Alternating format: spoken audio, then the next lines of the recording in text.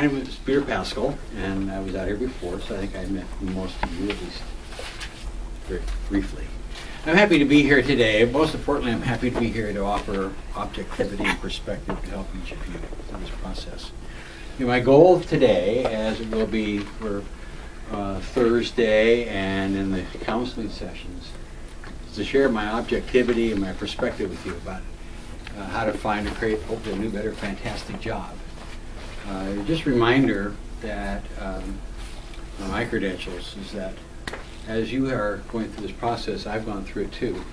As I've been fired, I've been laid off, I've been through a plant closure, gone to court over a job. So I understand the process. It's not that I'm going to come out here and say, well, when I was in college, this is what I learned. I learned what it is like to go through the process. So I've shared many of the experiences that you're going through now, both the analytical experiences of losing a job, but also the emotional part of it.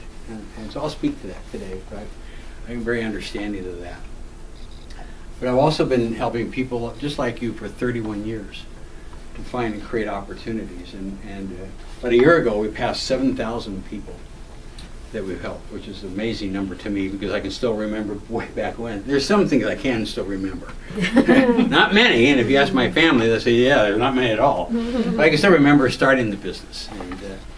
And so my counseling, my mentoring, my coaching, my presentation today will be based upon my street smarts, as opposed to an MBA or PhD or some sort of a degree. Or I guess I have a couple letters behind my name, HB, human being. And you're all human beings. So I'm going to try to talk to you as human beings from another human being. And therefore I can be compassionate about the process, but I can also be pragmatic about my suggestions about what steps you should take.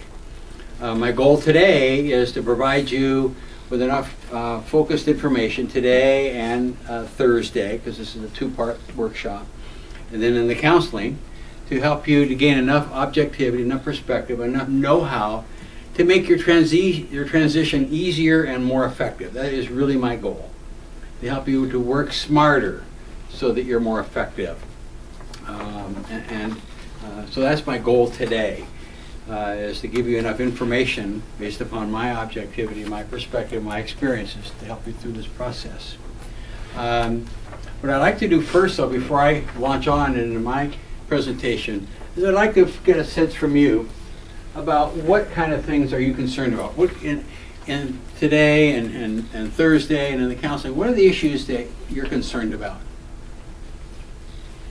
Being without a job for a long time, and we need a job. Compatible wages. Yes. Being without. No one's going to read this anyway. You can't read my. Yeah. Okay. Compatible wages.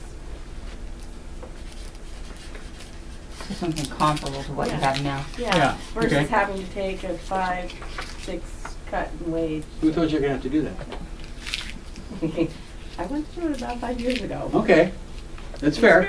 That was an experience. But I wouldn't automatically default to that I might have to take a lower wage.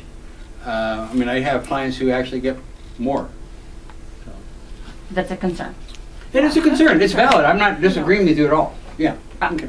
One of my concerns is the length of time to find a job. Yeah. Not just being without it, but the length of time it might take to find something. Okay. Okay. Other concerns? Being 56 and looking for another job. Okay. Yeah. Amen, sister. Get on the gate. 6. All that age. Sorry, Ralph? Okay. Going into a different field. Okay. Transferring skills. So a whole new field from where you are now. I would like to do that.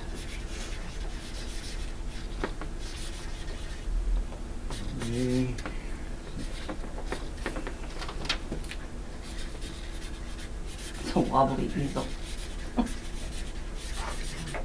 Okay. Transferable skills. Finding the next employer that we like that somebody They like, okay. Yeah. That we like. fits us. Yeah. Yeah, Yeah. that fits our what we're looking for. This company has been really good to work with for. We like. It's really important. Location. Okay. Mm. That's another good one. Yeah. Okay. I think most people in this room have a pretty short commute, and that's really Yeah, I have a new lady started with me today from Vancouver. My office is in Lake Oswego, and she wants to stay in Vancouver. And I said, you got to own that. You have to own it analytically, and you have to own it emotionally. Because if you have a view of something over there, because that's where all the jobs are, then you never look right here. If right here is really important, then you look right here, and don't let someone tell you, well, there are not as many jobs here as there are over there. There may be true numerically, but there's probably more people over there looking for those jobs. So statistic, I don't know whether there's any difference or not. Other issues? Getting what I want out of the job What? rather than Okay. necessarily what they want. I want to get what I want. Read the book. I did read some of the book, yes. It's really important. Okay? We're going to spend a lot of time talking about that. Okay, these are all important issues because they're your issues. And as we go through the workshop today, we go through the workshop on Thursday, and in the counseling, I want to make sure that you have your particular and your unique and your personal issues addressed. Because each of you is unique. You know? We're all in the same situation. But if we look around, we know that there are no two of us that look alike. Someone's saying, well, thank gosh for that. But there's no two of us that are alike on the inside. And so what you want and how you want it and what's going to put a smile on your face is going to be unique to each one of you. I think it's really, really important. You know, getting what I want is really, really important. A couple of filters that I want to talk about to start with, kind of put a box around this. One filter would be consider the source. You know, when we're in transition, whether it's job transition, health transition, geographic transition, marital transition, financial, all because we're constantly going through transitions. Some more important than others. But oftentimes when we're in these transitions, we either ask for or reach out or let it be known that we're going through this transition. And we may or may not ask for help, but we may get help. We may get other people's objectivity and perspective. And that's great. You know, I don't want anybody to turn anybody off.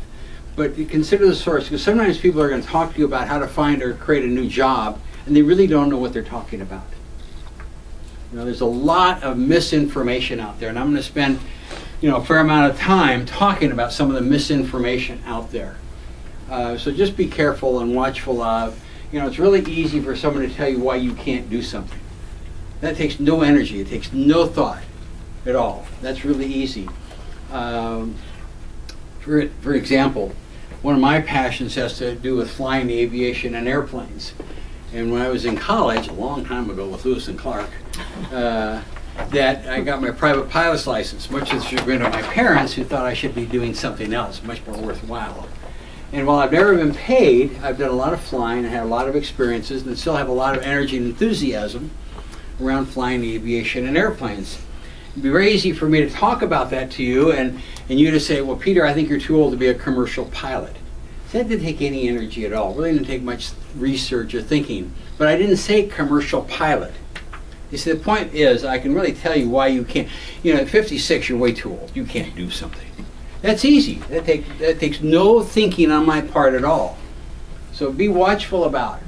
You know, there's a person who's giving you some thoughts or some objectivity or perspective. They really know. Have they survived the process? Do they know what it was really like, both analytically and emotionally, to go through the process? You know, and have they emerged positively on the other side of it? You know, does that person that you're talking to, did they really find the job that they wanted, or do they just settle? You know?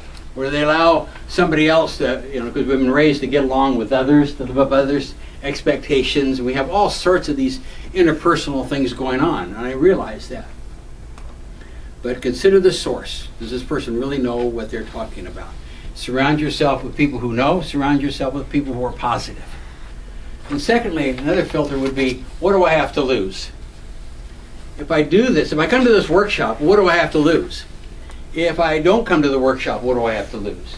If I take the company up and do the counseling with Peter, what do I have to lose? If I don't do the counseling, what do I have to lose? So use that as another filter. I would hope that you all will attend the workshop again on Thursday, and I hope you all sign up for the counseling, because it's all an investment you're making in yourself. The company is paying for, or Bullet is paying for my services, and I know it sounds self-serving, but I want you to take advantage of it, because it's an investment you're making in yourself. You're not doing it for me, you're not doing it for anybody else. This knowledge and information and ideas and the objectivity you're going to get from me is an investment for you, nobody else. So take advantage of it. There are no absolutes to this process, and I think that's good. That it's really easy for me to say, or someone to say, well, if you don't have your resume done, it's hopeless. If you don't sign up to do this, it's hopeless. We're always going to be too something or not enough. To your point, we're always going to be too something in age-wise. I'm either going to be too old or I'm going to be too young. Or we're going to be too male or too female. Or we're going to be too tall or too short. What can you do about that? What can you do about 56? I'm a lot older than 56, and I'm still working. I can't do anything about it. Our gender, for most of us, we can't do anything about it. I know that some people are working at it, but not me. Our ethnicity, the present way we look, and all that kind of stuff. Most of us are not going to make significant changes. So don't worry about that. Worry about things that you can affect. And so some people worry about the wrong thing. They worry, oh, I'm too old, or I'm too female, or I'm too gray. We're always going to be something that's too or not enough. That has more to do with the process working against us. So don't worry about that so much as worrying about what you want to be doing next.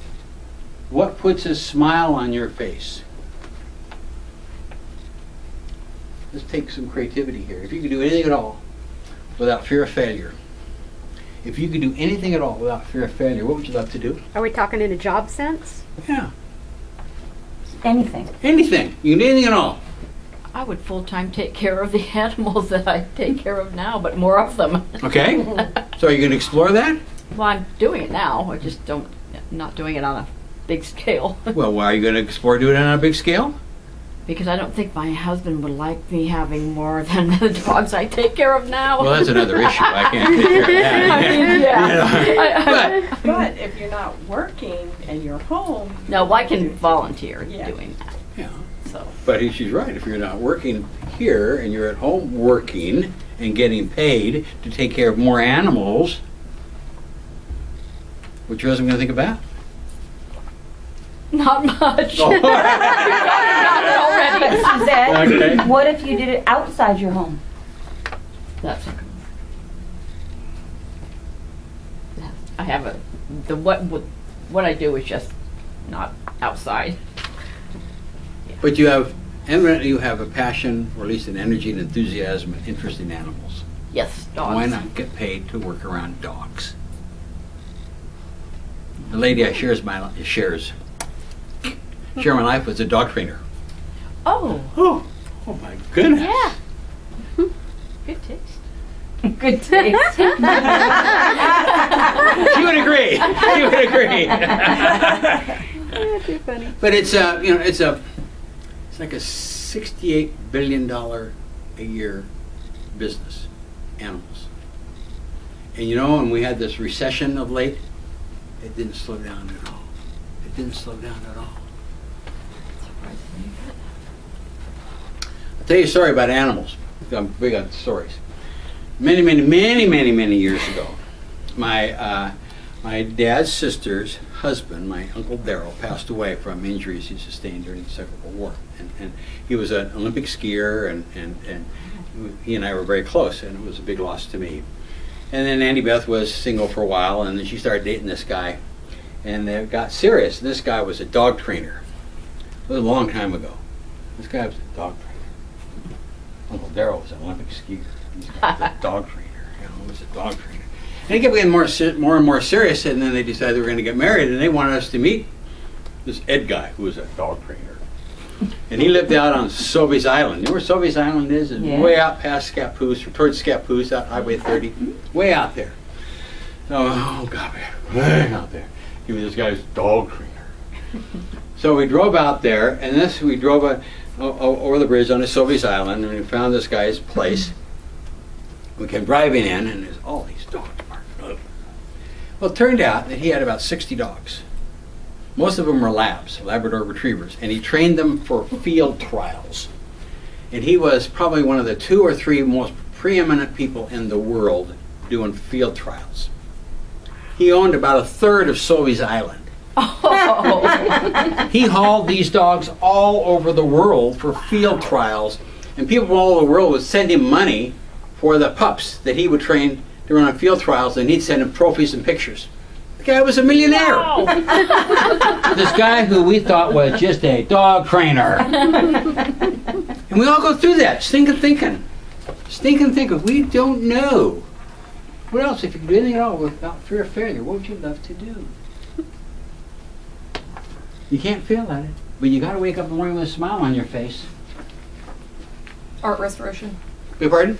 Art restoration. Yeah, are you going to explore that? No, Why? I'd have to go back to school. Who said? Me. Okay, as long as you know where you're getting your information. Well, I don't actually know that's true. There are several things involved, though. Yes. I imagine that one of them would be moving, which I will not be doing. Yes, but maybe not. Maybe not. You never know. You know, I mean, But going to school is not an option. okay, but I would not. What do you have to lose by at least exploring art restoration? Nothing. That would be so cool. No doubt. No, look at that. No doubt. You know, if we look at people who are successful by whatever measurement we put to the definition of that word successful, my guess is that more often than not, they're doing something that they really enjoy. You know, why not you?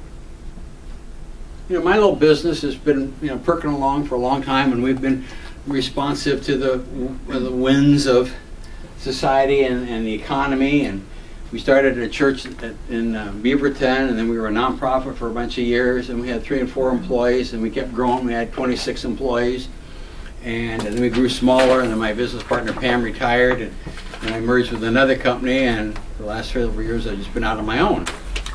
You know, doing what I love. And I'm in an industry that is populated by large companies doing outplacement that are multinational.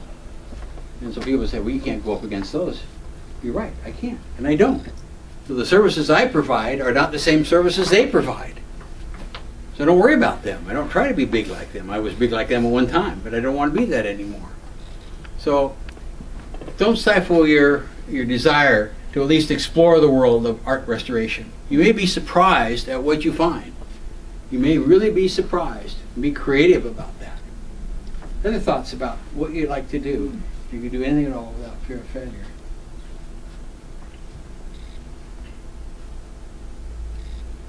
You know, there's a difference between what you can do and what you want to do. You might want to write that down someplace. There's a difference between what you can do and what you want to do. You know, and we make choices every day. We make hundreds, if not thousands, of choices. Some more dynamic and some more knowledgeable, and obviously some more significant than others. But we make choices all the time. Coming to an intersection, the light turns red. Oh, I'm going to drive right through it. I probably won't. Not so much that I'm afraid there's a cop there. I'm afraid I'm going to get If you live in T-boned. Florida, it's just a guideline. It's not a rule. Yeah, that's right. Okay. So besides As we Florida, found out last week. Yeah, we did. yeah, I'm going to stop. But it's based suggestion, upon it's not a the rule. fear go of there, somebody's watch going to out. run the They run light, red or I'm sign. running the light. Someone has right away and hit me, so I'm going to get hurt. A lot of our decisions, the impetus for a decision is based upon our fears, and then we try to talk about it analytically. You know? So don't deny those emotions to you. You know, but think positively, think creatively. You have an agenda that I've given you, and we're going to work our way through the agenda. We'll get about halfway through it tonight, and then we'll stop and we'll finish it up next Thursday. We're going to talk about the realities of finding new jobs today. We'll certainly talk about the old way, new way, and clarifying your skills. That's probably about as far as we're going to get tonight. There's a lot of information I'm giving you tonight and tomorrow night. You know, verbally, it's like, open your mouth, let me stick the fire hose in it. And it can be overwhelming. Everything I'm going to talk about tonight is replicated in the book that you have that I highly recommend. And the book is for you. And if you decide to read the book, which I would encourage you to do, I would encourage you to read it cover to cover, preferably front to back, and not skip around, because the book was written like an instruction manual, and it was written very integrated. One step, one chapter builds upon the next. So it's for you to keep. It's yours, and it'll fill in between some of the things that I will miss during our 2 nights at the workshop. There are exercises in the book that will allow you to complete your compass. And we'll talk about that in a little while. The compass is, if you have a compass, then you're really never lost. I think one of the biggest challenges that folks in employment transition make, we're so anxious to get someplace. We're maybe not exactly sure. We want a new job. We want a better job. We want more benefits. We want it closer to home. Those are all real. What we miss, though, is where we're beginning the journey. You know, we miss building that foundation from which I think we need to build. And I'll talk about that. And so the exercises in the book will allow you to complete your compass, which is all about you. And it talks about your skills and your traits, your values, your needs and your wants and your interests. As part of the investment in you, I would encourage you to read the book and do the exercises. Because again, you're going to be the beneficiary of this, you know, and the information that we're going to be sharing. So the book is yours, and it builds upon everything that I will be talking about here, and it builds upon everything I'll be doing in the counseling sessions. Okay. So let's start with the 10 truths of the job search.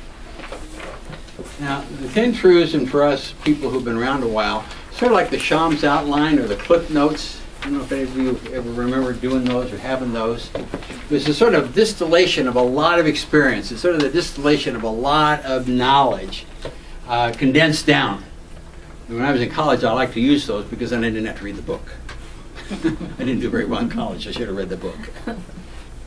The 10 truths of career transition are really the things that I think that I have learned and own the most from 31 years and 7,000 people plus.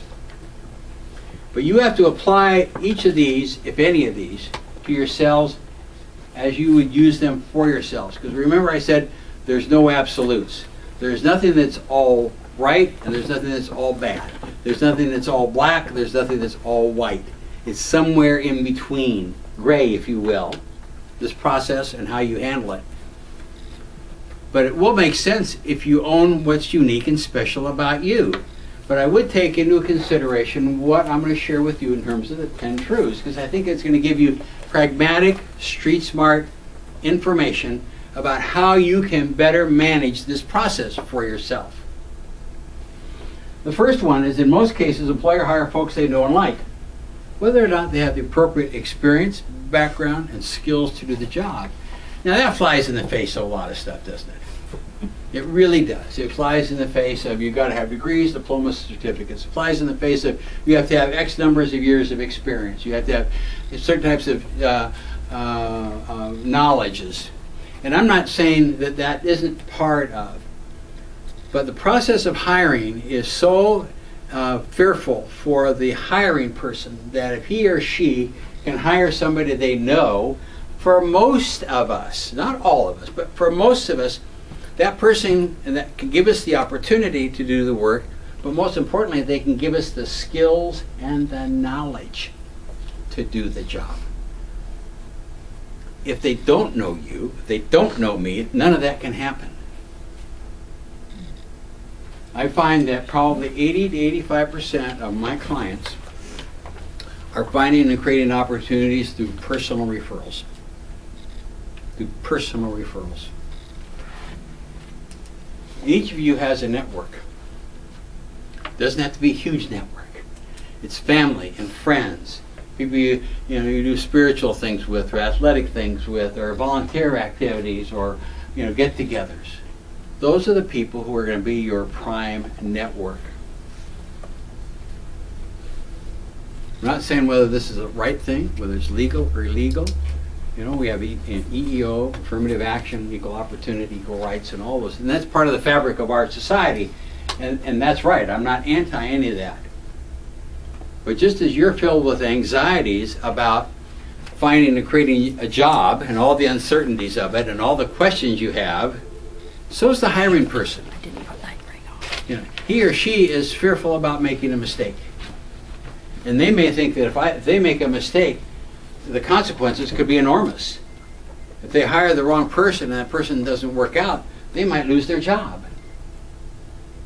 So if they can find somebody who is a recommendation, or maybe even somebody they know, they're very liable to hire that person.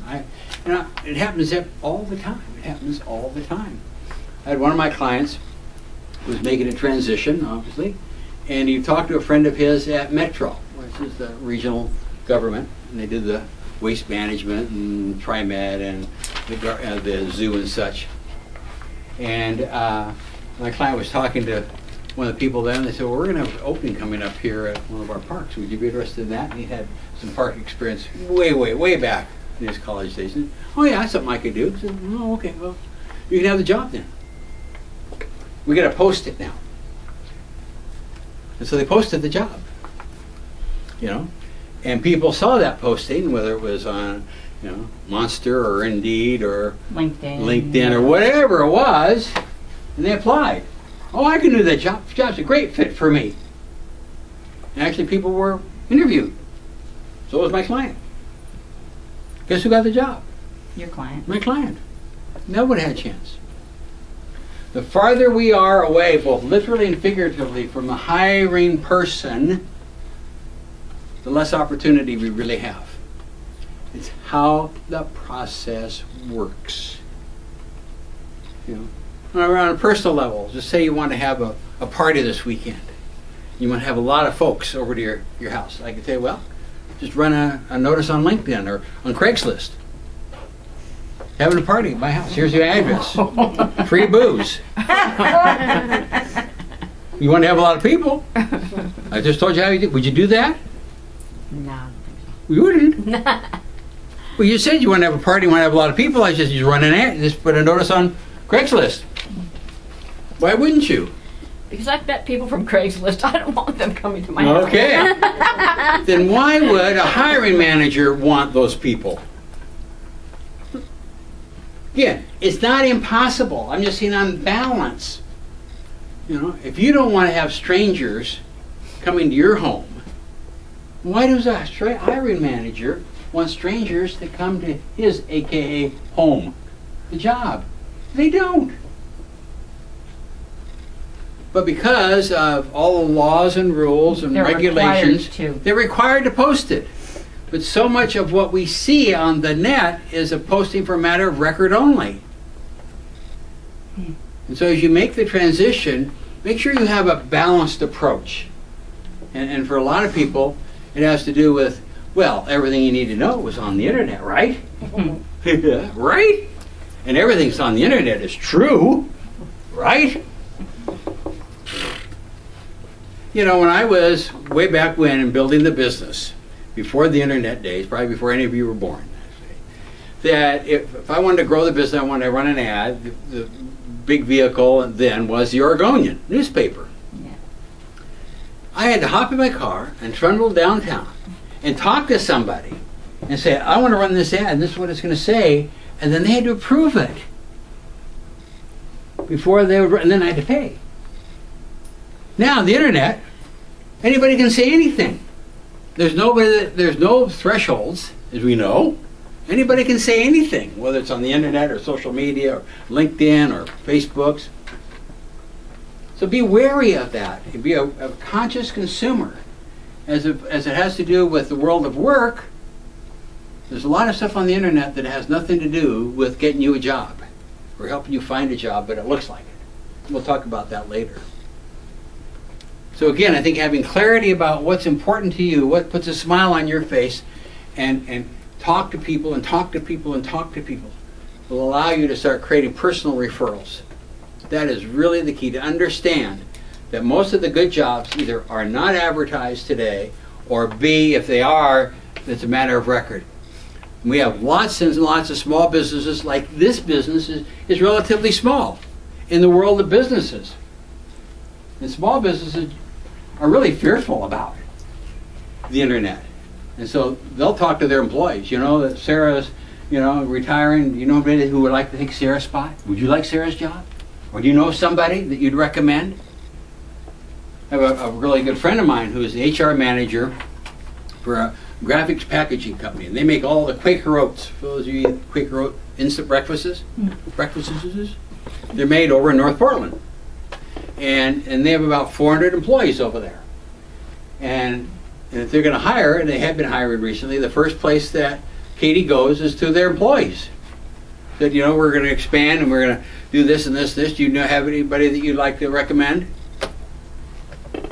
And they get recommendations. 9 times out of 10, the successful candidates come from those recommendations, as opposed to the ad they have to run. Because they'll get an ad and they might get 400 people. I'm going to go through the 30 or 40 that are recommended to me by the current employees first.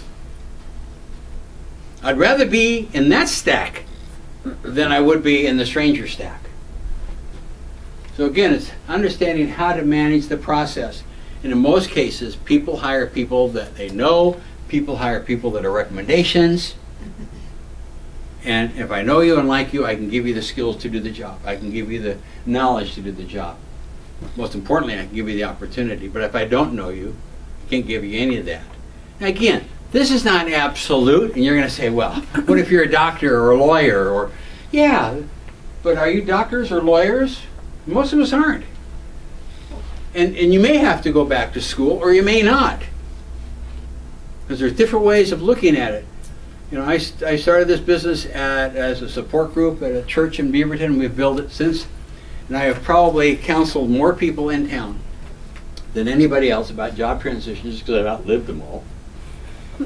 And I hate to tell you this, probably all walk out on me now. I do not have a degree in counseling.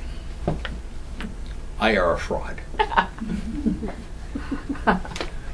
But there are places in town who would not use me because they say, we want you to have a master's. We want you to have an MSW or a degree in counseling. And that's fine, because they want somebody who's going to bring different skills and abilities and knowledges than I'm going to bring. That's fine. So I don't try to sell myself as a person, well, you should hire me because I have a degree from Harvard. Ooh, watch out. Yeah. Don't say that when Mel's here. Fine school, fine school. Maybe pick on Yale next time. Yeah, okay. Yeah. Or Oregon State. No. See, I know you get in trouble real fast around no here. matter what. So I think it's important that what you want to bring doesn't always have to be what other people tell you you need to have. It may be what you need to have. For years I worked at Portland State and ran bookstores there and 9 other bookstores in the Northwest. So I do know about Harvard and bookstores and colleges. And I was an adjunct instructor at Portland State. And I just have a bachelor's degree from the University of Oregon, which is fine. And I got good reviews. And the dean came to me one day and said, you get good reviews from the classes you've been teaching. If you want to teach more, you should get your MBA, Master's in Business Administration. And, I said, oh, well, okay, I can do that. And I was working on campus. I was, fairly young in my marriage and raising kids and stuff like that. So I started taking my classes, and I quit. And I'm not a quitter, and I don't think any of you are quitters. I told the dean, I'm just too busy. Too busy with Little League, too busy with the family, too busy with work and such like that. So it went on, and a couple of years later, the dean comes back to me again. Well, did things settle down for you at all? Would you like to come back? I said, oh, all right, because I'm raised to get along with. And so I started, and guess what? Stop again. I quit again. Well, I'm not a quitter. You know, and I'm not perfect, but I'm not a quitter. And I had to kind of figure out what was prompting me not to follow through on this. I mean, I was on campus, price was right, all that kind of stuff, and yet I was quitting. And I finally figured out that I didn't have any energy or enthusiasm to be teaching what an MBA would give me. I really wasn't interested in that. I was interested in teaching based upon my street smarts, having lived and survived on the street. Well, maybe there's a way you do that with art restoration as opposed to having a degree in art restoration. A lot of you have things that other people want right now. You may not realize it. You have skills and abilities and talents and knowledges. So I don't purport to be, an academic, even though I've taught at Portland State and even Stanford down in Palo Alto. I want to teach based upon what I have currently, which are my street smarts. Each of you has those. Don't sell yourself short. Truth number 2, in most cases, openings are not advertised or posted. These are the highly desirable jobs, and they constitute what we call the hidden job market. In Portland, the metropolitan area is replete with those. We have so many small businesses. Portland has more statistically small business than any other metropolitan area in the country. And those people, by and large, network like crazy. They don't want to run an ad on Craigslist or on Indeed or on Monster or Career Builder or Jobdango, or maybe not even on their website. Maybe they don't even have much of a website. And the way that you find that is take your personal interest seriously and go out and start doing research and network. A few years ago, the Portland Development Commission did a poster about the sports and apparel business in Portland. And it did kind of a timeline. And they had kind of globes or circles. And imagine, if you think of who might have been the big circles. Nike, Columbia's. Columbia. But then you've got Keen, the footwear company. Yes. Gosh, who else? Miles Danvers. knows. Miles is. I can't think of who else. Under Armour. Yeah, Under Armour's here now. North Face is here. REI, REI. has some of their own brand name Thule's clothing. here. Yeah, Yakima's Thule. here. Miles, what's the other one besides Yakima? Shimanzu? Shimanzo? Thule. There are over 200 other companies. Over 200 other companies in the sports and apparel business in Portland. Yeah, big. And if you don't take your interest and enthusiasm, dare I say passion, for that interest seriously, you'll never have the energy and focus to go out and find them. To use your network to get to those people.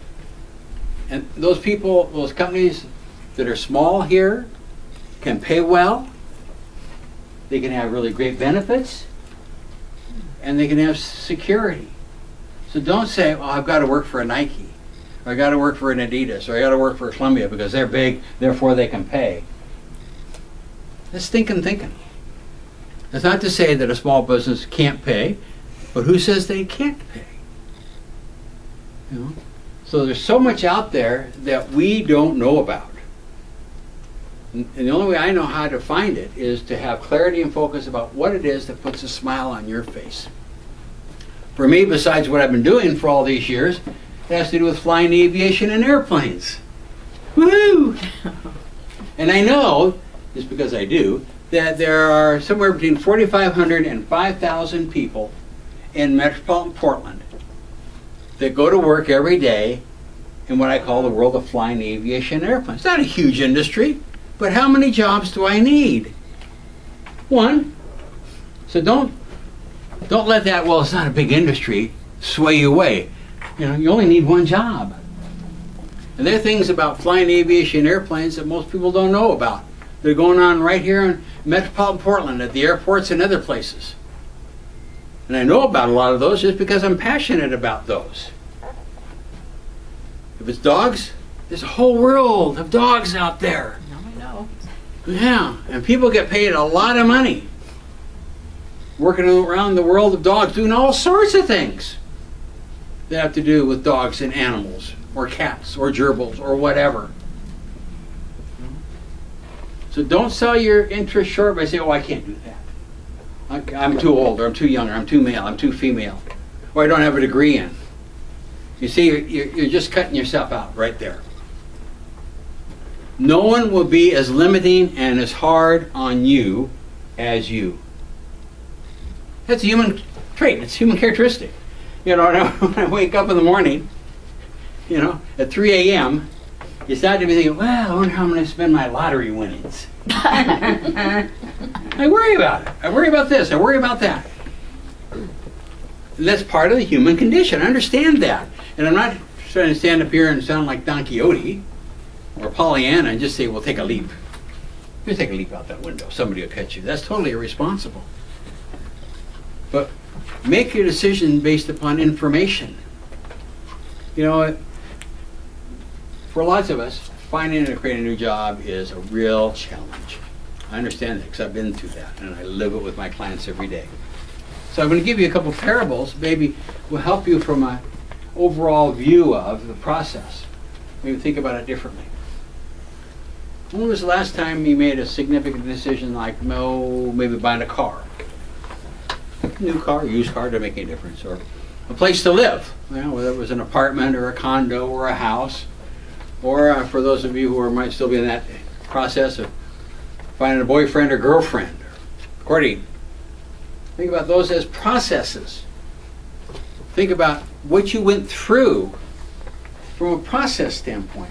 And then kind of replicate that with finding a new job. I mean, if your car died and you needed to get a new car, it doesn't make any difference whether it's a new car or old, you know, used car or how much money it was. You still don't want to make a mistake, do you? Because buying a car or a bicycle or renting an apartment, it's a big deal. It's a big consideration. So think of it from the process. You take time to reflect back and think about what you want in that car. How much can I afford? How much can I afford to put down? The monthly payments, what the insurance might be, how much, you know, gas is, all that kind of stuff. Tires for, the analytics of it. But then I got to look at it too. So we take some time, both analytically and emotionally, to think about what that car is. Because not just any car will do, will it? No. And then what do? Well, you test drive it. Test drive it. What else you do? Make an offer. Make an offer. But before you make an offer, what do? Research it. Research it. Why do you research it? I mean, if you don't buy it from me today, I can't save you any money. For the love of cars. Best selection in town. You believe all that? You don't? Then why would you believe a Help Wanted ad? Come to work for us. We're crappy. You see? And people look and they, you know, again, I'm not speaking for any one of you because I don't know you yet, but a lot of us will look at the Help Wanted pages and we believe everything's out there. Hello? Research. Research. You know, we don't say about a company, you know, like Career Makers on our website, pardon my expression, shitty place. You know, terrible place to work. They don't say that normally. Yes, there are places in social media where you can get some objective information, more or less. But again, people get on the internet, and remember, there are no filters on the internet, per se.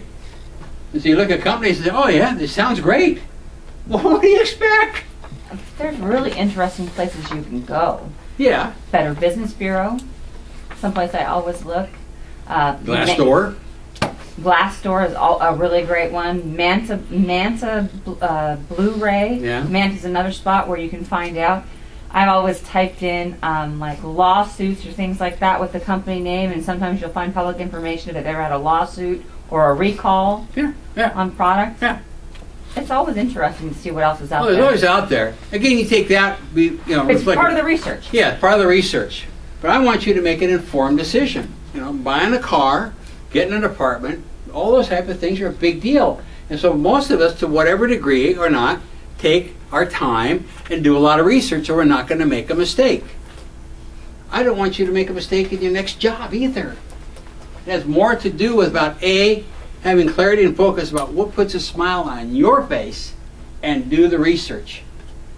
And the more research you do, the more proverbially you put the eraser to those question marks that you have. Because there's so much out there that we don't know about. All of us. The world is just huge. Just huge.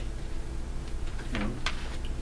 But with having some focus and clarity in doing your research, you'll be amazed at what you might find. Number 3, there's a structured, successful method to accessing the hidden job market. Networking process, I call it the new way job search. And most people really don't know how to use it effectively. Well, I've been talking about how to find a car, how to find an apartment or condo or a house or a vacation or a courtship. You know how to do those things. Use those same processes in finding a job. You know, it starts with you. What you want first. That's what you talked about. Getting what I want. You know. And I realize that a lot of us have not really owned and stood up for what I want. You know, and for a whole host of reasons. And a number of years ago, and I'm not any better than you, I just went through this. I had an epiphany. And the epiphany was that I was trying to live up to my mom's expectations, my dad's expectations, my sister's expectations, my priest's expectations, my girlfriend's expectations, probably the dog's expectations of being home on time. Where was Peter in all this? Where was Peter? You know, when I got done trying to be what everybody else wanted, I was all pooped out.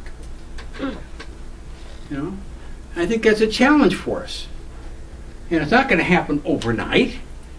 But this process of finding a job really has more to do with you than anybody else. And the more that you have clarity and focus and have the energy and looking forward to moving forward with anticipation, with some eagerness, you'd be amazed at what you're going to find. You'd be amazed at what you're going to find. And it's where you're going to find those opportunities that aren't advertised. You know, I don't, and I learned the hard way. I learned personally, but I learned from a business standpoint. You know, if my window on the world was waiting for the Oregonian or Oregon Live or LinkedIn or somebody else, some other media to tell me that somebody's closed down, it'd be too late. And I see that. I see that a factory is going to close or business is going to close. So I want to get over there. You know, I grab up some literature and hop in my car and run over there. Hi. It's too late. Why? They may have chosen someone else. They've already chosen somebody. You know, too late. You're playing catch up. And for most of us, that hidden job market is so significant. Is if you see something in the media, it is probably too late. On balance, it is probably too late. There's already somebody there. There's always going to be somebody there ahead of us who's interested in. You know, well, how do I get to the head of the line? How do I get to be known? Well, I think it comes back again to taking your gifts and your talents and your interests seriously. I keep coming back to this, don't I? There's a constant theme. It has more to do with you than it does with them. And going out and doing the research about what puts a smile on your face. And if you're researching, you know, whether it's art restoration or whether it's animals or whatever it might be, then you're going to have the energy to do it. You might even have some fun. You know, if I was to sell career makers today and I just retired at the company farm, and if I was to be faithful to what I'm preaching all these years, I'd want to go out and research flying aviation and airplanes, wouldn't I? Do you think I would look forward to that? Mm-hmm. Well, you know they're hiring over the widget factory, though. Oh, yeah? Well, I'm not real interested in widgets. And so I'm willing to get up early to go out to Van's Aircraft at Aurora Airport and talk to them about their kit planes, which they sell around the world from Aurora. Who knew? Yeah. You know? Or go out and talk to my friend who's a pilot, works for Hillsborough Aviation, has a major contract with the Chinese government to train pilots. Who knew? Unless you go out and talk to people who are actually doing it. And because I'm talking about something I really have some interest in, whether it's animals or art restoration or whatever it might be, I'm going to have the energy to do that. And I won't think, oh my God, I got to do that again.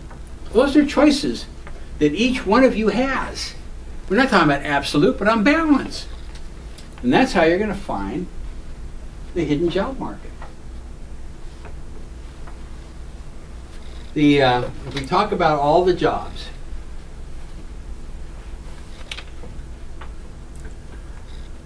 the biggest part is the hidden job market. 85% of the jobs that are really out there, the jobs that you want, I want. This is the biggest piece of the pie. And that's done by personal relationships, personal knowledge. That's the biggest piece of the pie. So as you think about moving forward and creating your own plan of action, make sure that your plan is consistent with how people are really finding jobs today. You know, and if you're going to spend, say, 10 hours a week in your job search, then I would spend 8+ hours making sure that you're networking, talking to people. The rest of this 15% is the published jobs, it's agencies, it's recruiters, it's the state of Oregon. Yeah, so you're going to do some of that too, yes. But have a balanced approach. And all too often, because people don't know how to effectively manage the process, and it's not perfect, not a perfect management, but it's just backwards. It's 85% at home, behind the computer, which allows you to become isolated, at least emotionally. I don't know, do you like get hugs? Anybody here like to get hugs? Yeah. I haven't seen a computer give you a hug yet. You know, but that process can get you very isolated and feeling rejected and dejected really easy. I had a person that came in not too long ago and sent out 102 resumes. Guess how many responses he got? 0. No, he got more. No, But I you're mean, close. I've been You're there. close, though. I You're know. close. You send them out and Yeah. you wait and you're sending them and sending them. And how are you feeling about that? Depressed. Depressed. Don't do it. How does that feel? Great. This lady I started today, she was going to have a Wait, go heart attack. back. Out of the 102, how many responses did he get? Well, we had 0 over here, and we get more than that. 10? No, less than that. 3. 3. Win the prize. Boy, that's, Wow. 3%. Not even 3%. yeah, that's terrible. But it is dejecting, it's depressing, and you know, and you're isolated. And just because you got a response doesn't mean anything's going to happen. Oh no, No, there. Thank you for sending your resume. Oh. And we have found somebody. Or we'll call you. we'll if call it you. fits. We'll call you. Yeah, right. Yeah. You know. Pass it around. So you do that, and you spent, how many hours have you spent? I had a client once who was applying to the Bonneville Power Administration, Oh BPA. God, they're awful. They are. 18 hours. I'll just tell you, they're awful. 18 hours it took him to fill out their Really? application. They do most of their stuff's contract now. Yeah. It's not Yeah. even direct apply. But 18 hours by himself. Wow. And then the old typer. Yeah, and he got the job. But he remained isolated, remained paralyzed for 18 hours. I'm not saying it can't happen. Remember, I'm saying there's no absolutes, but on balance, it's not the way to get a job today. You know, for all the technology, I was teaching a class at University of Phoenix a couple weeks ago, and these, it was an MBA class. I guess how could I do that? How did I do an MBA? I don't have an MBA class. Oh, yeah. Anyhow, another story. Anyhow, these guys and gals are bright and savvy and well educated, just like you, and they're all sitting there On their laptops. No one's looking at each other. It's like going to Starbucks. Who we go to Starbucks and talk? Oh, we don't talk. We're all sitting there and they're communicating by Instagrams or whatever it is. You know? And these people were all communicating by, you know, we're all taking notes and talking about the high tech of it is. Hiring today is decidedly low tech. It really hasn't changed. It really hasn't changed. I don't know of a computer that hires anybody, really. Well, you don't really hear about the complaints from the applicants with these applicant tracking systems, but you even hear it from HR and hiring managers that they just hate it Yeah. because it doesn't help. Well, no, it's not designed to. Applicant tracking systems, which are very, very popular, and there's a couple of major ones like Taleo and PeopleSoft, are designed to keep you away, and it's designed so that statistically, companies can send their quarterly reports to the various agencies for which they have to report. The applicant tracking systems. They're not called applicant hiring systems, they're Right. called applicant tracking systems. It has nothing to do with hiring me or hiring you. And even smaller companies are being forced into this as there are You guys additional all know what laws. those are, right? Does everybody know what an applicant tracking system is? It's when you go to a website and you click a link that says apply here, and it takes you to the company's website page, and you have to fill in all these little boxes with all of your information. Sometimes even after you've uploaded your Word document, which is supposed to fill everything in for you. And you get all done and it says, oh, thank you for applying for this position or whatever, and then you'll get an email sometimes that'll say, oh, thank you for applying for position ABC, and then that's it. It goes into a black hole and you usually never hear anything Yeah. ever again.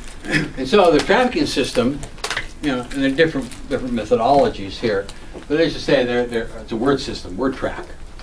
And so they're tracking different words. And they go into different boxes proverbially.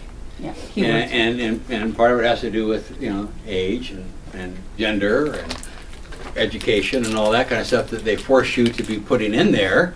And it goes into this box, and it goes in this box, and it goes in this box, and then goes in that box, disappears. Right. And then at the end of the quarter, someone presses a button, and out comes the report. What does that have to do with you? It had nothing to do with you. You just helped them with that report.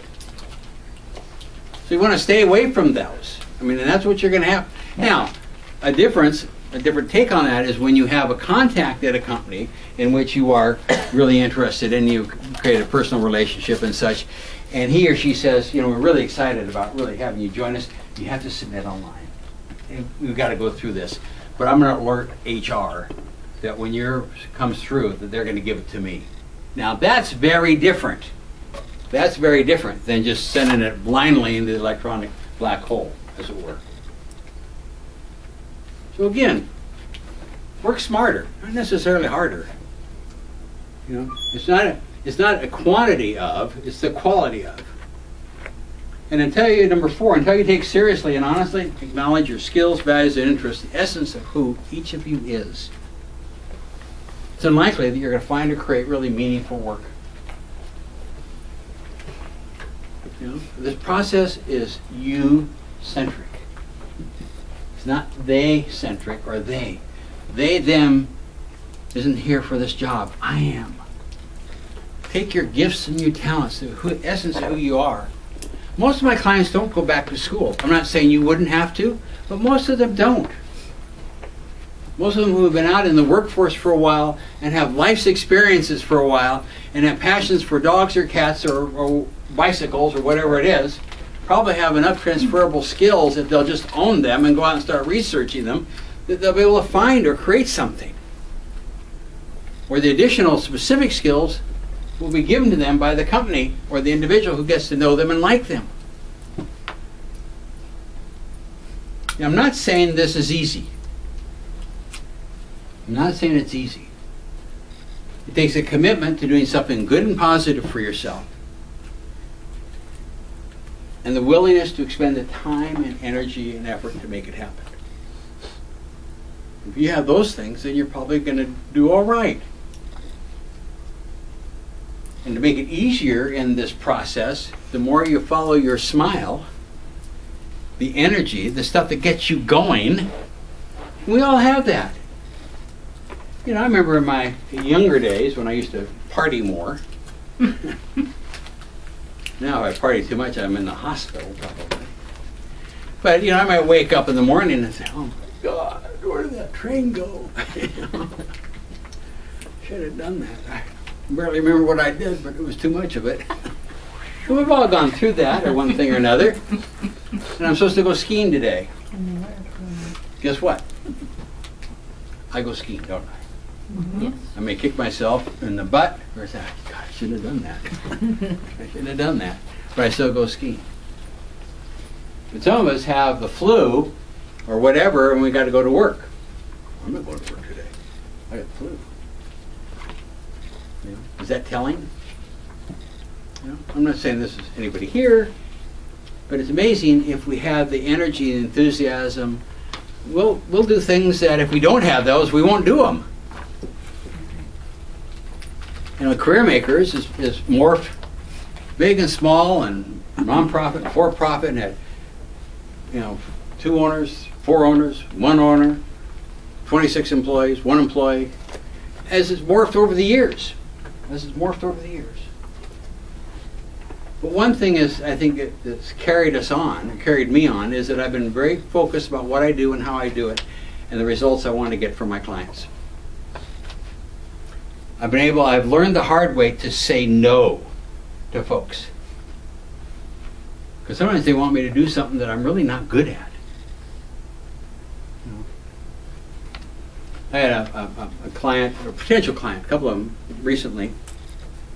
One was out of the East Coast and farther up north. And we had some conversations, and it looked like it may be a pretty good match. They wanted me to do some work for them out here. But the more we got into this, the more they became adamant. The first thing they wanted me to do was to help people write their resumes. That's not what I do. That's just going to keep them stalled. I said, well, that's what we believe in. I said, well, thanks, but no thanks. It was a sizable chunk of change for money that I said no to because it wasn't who I am. It didn't make me better than anybody else. It's just who I am. I had another organization. It was a local organization that wanted me to do work for them. And they were a governmental agency. And they were big on reports. And they were big on statistics. And they wanted me to file and produce multiple reports. And they wanted me to produce multiple statistics. I said no, because that's not who I am. I'd have to hire people to do that. And I'm not in the business of hiring people to write reports and do statistics. If I want to hire somebody, they're going to do career counseling. And so I said no. Again, just an example of, it was a positive. And sometimes when we think about saying no, we think about it, well, that's a negative. I just said no. It's not. If it's not a good fit for each one of you. You know? Why don't you wear green? You look great in green. She does. I do. Oh, damn. How about yellow? No, I look horrible in yellow. Okay, but to accommodate me, you want to wear yellow. And you say, no, that's a positive for you, because that's who you are. You're not a yellow person. You know, I think it's important to understand that in this process moving forward, it's okay, in fact, it's really advisable to be able to say no and feel good about it. You know, because I think that we feel, well, we're needy. You know, we all want a new job. We all want it sooner than later. We want it to be better than the last one. And those are all real feelings and concerns. I'm with you right there. You know, and so it's easy for us not to say no to get a job. Oh, you just come over here. You really like it. You really like it. Okay. And then you get there and you don't like it. You know? So take the time to do the research. And if you don't like wearing yellow, for God's sakes, don't wear yellow just to make Peter happy. Say no and feel good about that. That's fine. You know? Because that's how you're going to have the focus and clarity to find those hidden jobs. Contrary to what you may think along this line, what a potential employer wants is not nearly as important as what you want. You know, you walk through life, drive through life, skip through life, ride your bike through life, and there's things all around you, aren't there? And it's calling you, buy me, you here, all those things. And we say no, no, no. It's like going to the grocery store. If I don't have a shopping list, Becky's not going to be happy. We don't like to have an unhappy Becky in our house. Where's the butter? Oh, God. What are the kumquats for, you know? We don't have focus, you know? Grocery store is just a good analogy. You go down those, you know, grocery store has thousands and thousands and thousands of items. You know? Most of those have nothing to do with Peter, do they? They have nothing to do with Peter. But if I don't have ownership of what I'm there to do, I'm likely to say, oh my God, new and improved. They are calling your name. They are, and it's 40% off. Oh. How could I turn that down? Buy one, get one free. Oh, absolutely. Yeah. And then I forget what I was really there for. And again, there's all sorts of stuff out there. Calling your name, calling my name, whether it's a car, an apartment, or whatever it is, clothes. You know, it's just everything is out there today, which is fine. But what do you want? You see, I think that we've got to start with us first. We've got to be Peter-centric. You know? And that's not being selfish.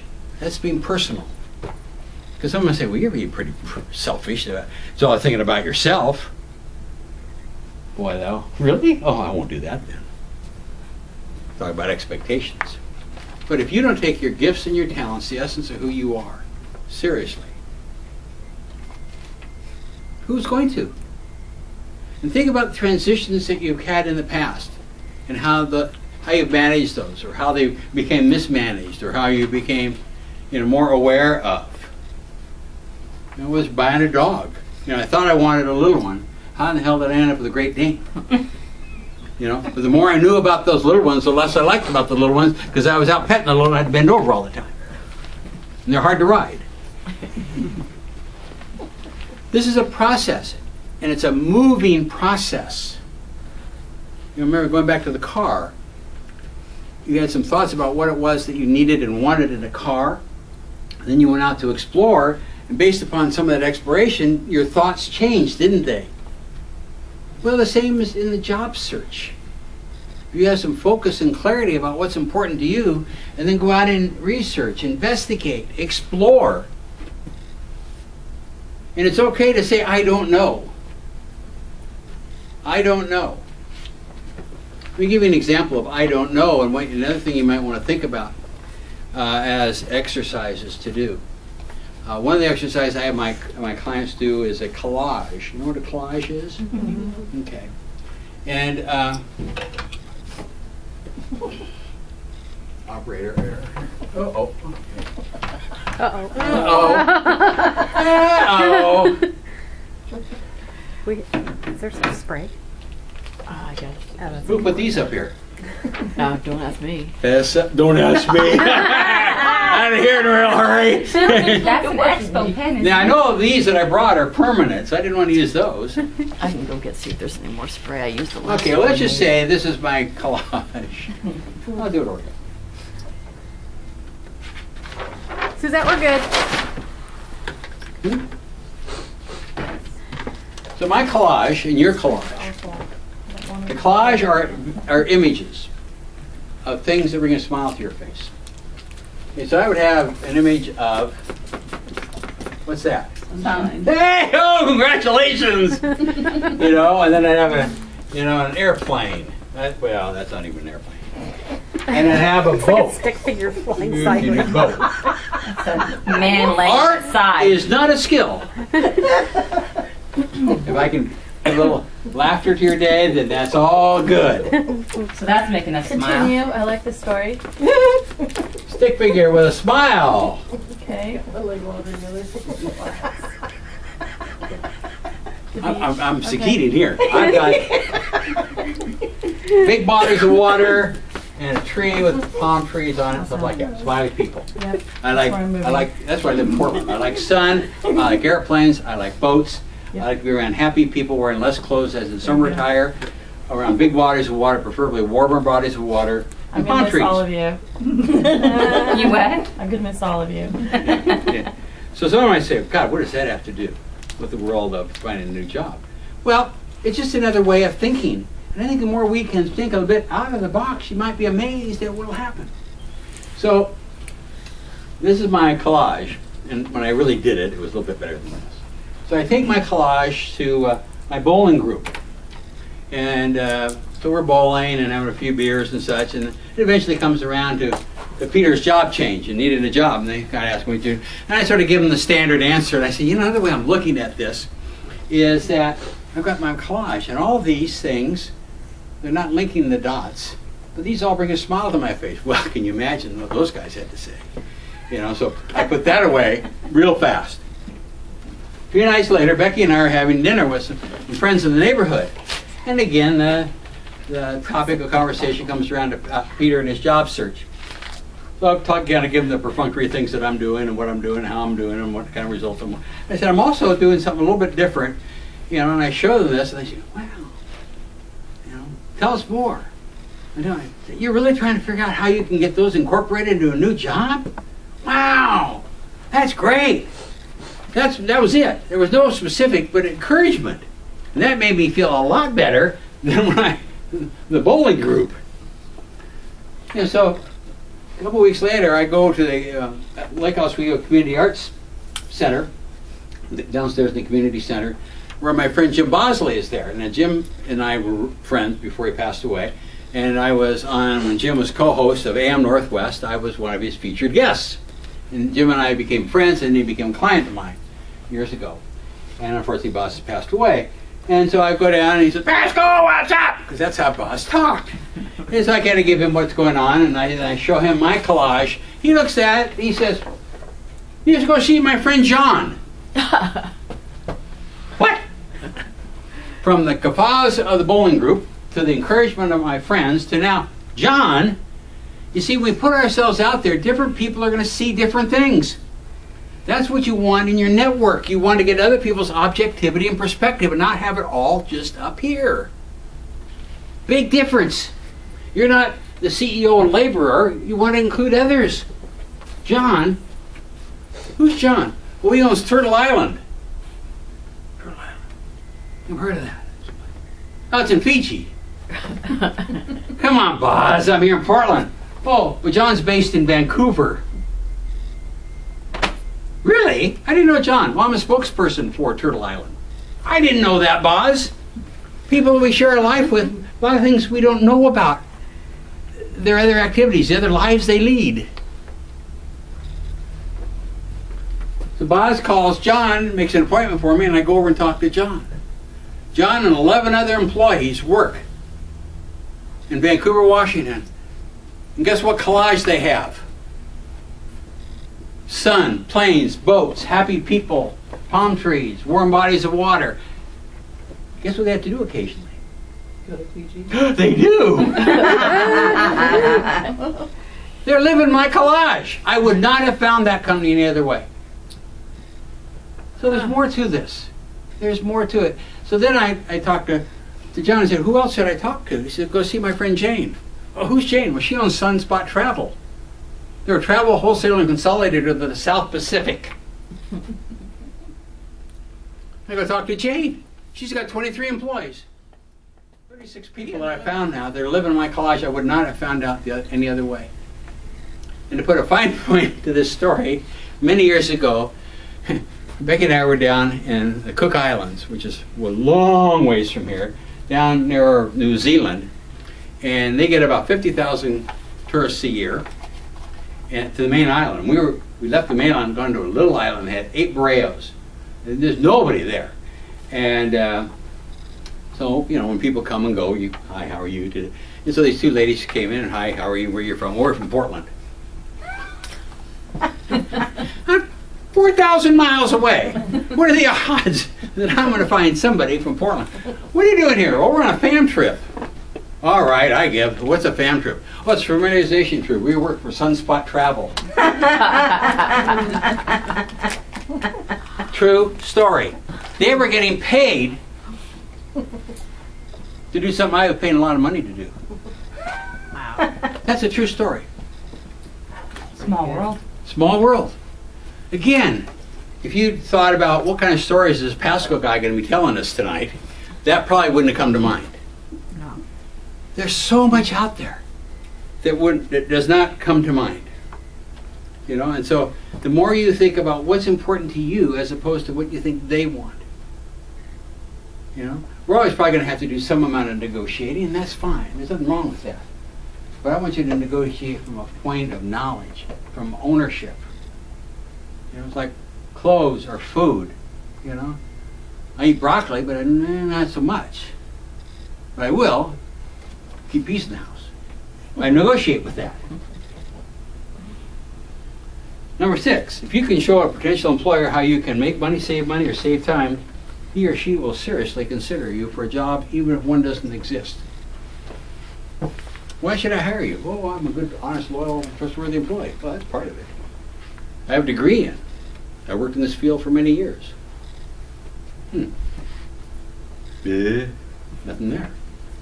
You know? But by taking ownership of what's unique and special, and your transferable skills that can be supported by your own personal successes and achievements and results, and do your research so you can convince an employer that you're going to be an asset, not a liability, then they're going to seriously consider you. You know, if you want to be paid, $50,000 or $60,000, and you can show this a potential employer how you can make them 100, or save them 100, or something of value, then they're going to seriously consider you. And we need to be able to do that, both analytically and emotionally. I know it's a very different way of thinking, you know, but the closer you are, both literally and figuratively, to new employers, and do the research to find out what their challenges are. What are they trying to overcome? And a lot of us, I think, I just want to go to work for a company that's nice and steady. Everything's cool, everything's smooth.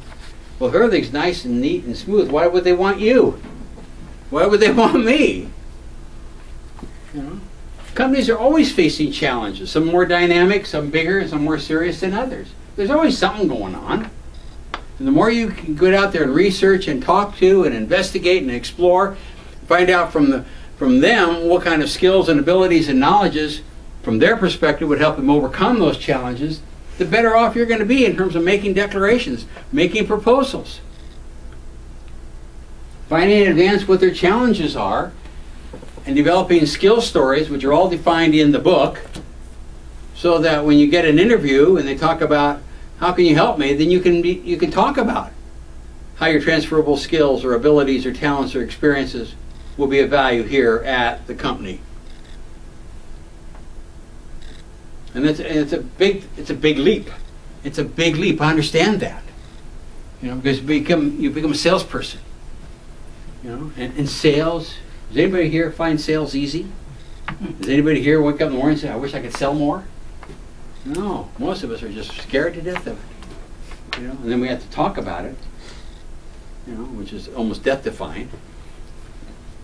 Which is fine. I mean, that's part, you know, I don't make light of this. I'm not putting any of us down. It's just part of the process. But the closer you are to your heart and to your gut and to people who share that, the less precise you have to be. You know? I mean, years ago, when I was doing some work on our website, and most of our business is like this, you know, company sponsored.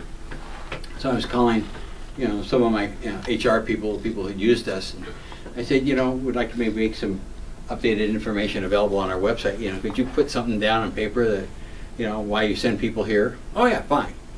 And they said, like, you're great.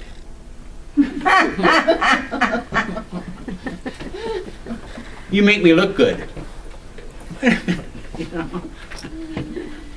You know, there was nothing analytical there. There were no numbers.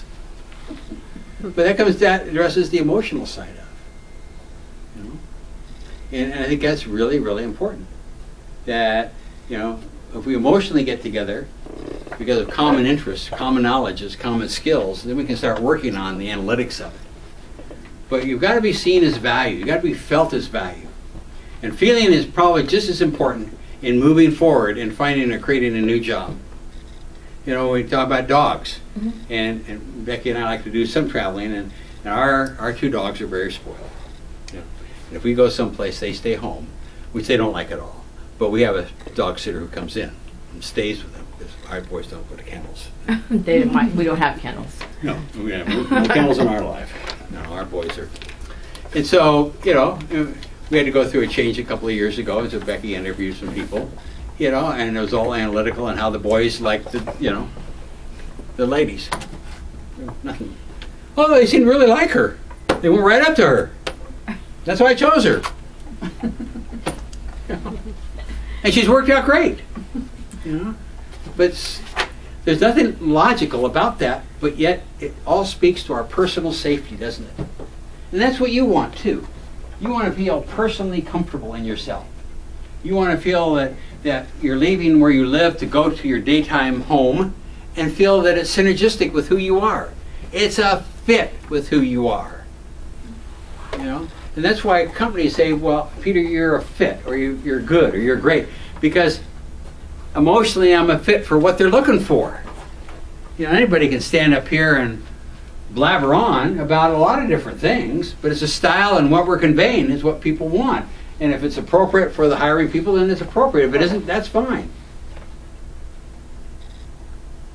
So that's important to you, is to know what you can offer to an employer and have the appropriate employer that can see that as value. It might be so analytical about me making money or saving time, or it might be say, I think that she would just be a really good person here. I think that she would really fit in here. What's the logic to that? There is none. You know, but we're all governed by fear. Remember, I don't run red lights, not because I'm so saintly. My fear is that I'm going to get hit. Well, you know, fear is a big deal, but it can also be, the emotional side of it can be very, very positive. Prime rule of successful job search: talk to people, any place, anywhere, anytime. And a lot of us, because we've lost our job, or our job's going away, we feel bad about it. We feel somebody less than. We kind of keep it to ourselves. You know, I know people who have lost their jobs and didn't tell their family. Still got up and left the house. That is ridiculous. It is ridiculous, but that's the analytical thought of it, not the emotional. You know? So it is hard. You know, and a lot of people say, well, I'm much more introverted than extroverted. But I would let people know where you are in the process. And it's a constantly moving statement about where you are. When you're earlier on in the process, you're going to have a lot more vagueness, which is fine. There's nothing wrong with that. You know, if I'm going to make a decision to buy a car, and I made the decision right now, I have a lot of questions. And you say, well, how you coming buying that car? I don't know yet. I'm just starting the process. And that's fine. Own where you are today. Today's the only day you have. Yesterday's gone, tomorrow's not here yet. I posted something on Facebook the day we found out, and in 2 days somebody called and said they had a position. Yep. Let the word out. And you know, you can go, there are different ways that you can do this, certainly, and reflective of how this never going to go away now, is it? It'll come off eventually. Okay, but if you're talking in this to your family and friends and people that Facebook or whatever, you can, besides labels and titles, you can talk about your transferable skills and abilities, what you're exploring, the essence of who you are. And I think that it's a more creative way, particularly earlier on in the process. If you talk about what you'd like to be bringing to the new job without a label or title, because a label or title is very restrictive, it's square peg, square hole. But if you talk about your skills and abilities and talents and traits, you know, what puts a smile on your face, what you're trying to find or create, then if you can be creative and open like that, guess what? Other people can be open and creative and kind. And think about this. If you could do something you really enjoyed, that was responsive and reflective of your skills and your traits and your values and your characteristics and your needs and wants, and you got paid and you got the benefits and stuff, you care what the label is? No. Most of us say, no, I don't. How are you looking for a job today? By label. Yeah. Isn't that ironic? Hello? I don't have to kick that into you. I might have to think about how I change. Make some changes. Because I've just said, if I can do what I love to do and use the things I am and all those things, I don't care what the label is or title is. But yet I'm looking for jobs by title. You might want to think about that. And you can have more than one pathway. You can have more than one pathway. You can have one pathway that's just focused on labels and titles. And then you can have another, what I think, broader, more creative pathway that has to do with the essence of who you are. And put that out there. to people that you know. You know, there's getting back to the internet stuff. There's people who will tell you, you're a Facebooker, I'm not. That's fine, but they say you got to be on LinkedIn, you got to have Facebook, you got to have a Twitter account, and all that. Those are just tools. Those are just tools. People will often say, well, I don't have much of a network. Network is just made up of people who know you. You know, I'd rather have 5 or 6 people in my network than 500 on LinkedIn. 499 who don't know me. You know, because those people won't put their thinking caps on for me or for you. But the people you share your life with, they will. And it becomes a process. And so that it's more manageable. And actually it becomes a bit easier because you're just talking with family and friends and other people who you share your daily life with and your experiences. Not that you're saying that other people can't, but just remember the internet and all the social media are just tools. Just tools. But talk to people. Talk to people. Let them know where you are today. Just today. Tomorrow you're going to be someplace else. For better or for worse, number 8, you do not need a resume to do a formal job search. How do you feel about that? Good. 'Cause resumes stink. Hmm? I said good because resumes stink. They do. So don't do one. Is that worth your price of admission now? You don't have to worry about doing a resume? But they all ask for it. Yes. Yes. Yeah, then, and they don't want to hire you anyhow. I think it's a starting point, though, Oh. for most companies, isn't it? No. I know this is very contrarian. For some people it will be, but the starting point has more about deselecting you than selecting you. Are you done with this piece of art? Yes. Yeah. I can sign this if you like, and you know, leave it. I think Sue should guess what it is because she was out of the room. Oh no. It's Okay, abstract. so what do we need to do to expand our network? So if we know what we want, and we know exactly what we're passionate about, And but the people in our network are maybe not even close to that field, how do you know that? well, because I know a lot of people. Have you asked them? Sure. Yeah. What do you want to be doing? I want to just be a feng shui consultant Okay. and go in people's homes and change their space and their lives. Okay. I want to do that. Okay. And so have you been researching? Yes. And? And I pretty much have to do it on my own. Okay. What's wrong with that? Nothing. Okay. I've just never been on my own before. Yeah. And so That's this scary, year, isn't it? It's lots. Very scary. Sure. Now, can you do that for a company like Parker Furniture or a furniture company that has design, in-house design services? I don't want to work for a furniture company. Okay, well, that's your choice. I've worked for a furniture company. Oh, okay, well then. I've already explored that. I've gone into interior decorators. I've worked for architects. Okay. And I've Who would be buying your services, do you think? homeowners. Yes, I understand that, but what kind of homeowners? Can you do some Affluent, profiling well-to-do, of the type of home? Retirees. Yes. Okay. So that in itself may lead you to places to go to. Yes. I have to know. Hmm? I know that. Okay. Now you just have to do it. Yeah. Yeah. So that's an opportunity for you to explore. You know, but again, it's the process of, don't just think that because your friends haven't talked to you or acknowledged you, have you really asked them about feng shui? And do they know people? And well, what is feng shui anyhow? Right? You know, I mean, really. You know, sometimes we use words that are very comfortable for us, or labels that are very comfortable with us, but they're not comfortable for somebody else. So I'd like to do that too. I'd like to teach workshops and certify other people. So Okay, Maria, well, who does that? I don't know. Well, maybe that's part of the exploration, because there probably are people in town that are certified feng shui. Where do they get their certification? I was certified in San Diego. Okay.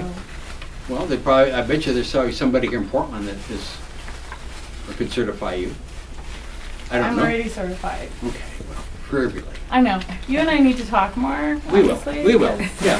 so I'm jumping Malia, far ahead, but you Yeah. know, Malia, thinking about that, you know, you're talking about going back down south and possibly to Phoenix. Maybe you talk to, you know, people who manage properties, like retiree communities and things Yeah. like that. You know, I Portland thought about has, lined up we right have, now. one of the things about Portland is we have this huge alternative lifestyle culture.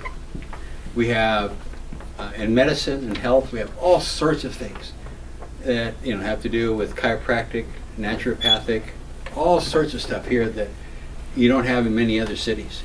And so I would think that you have a pretty good hotbed of potential Yeah.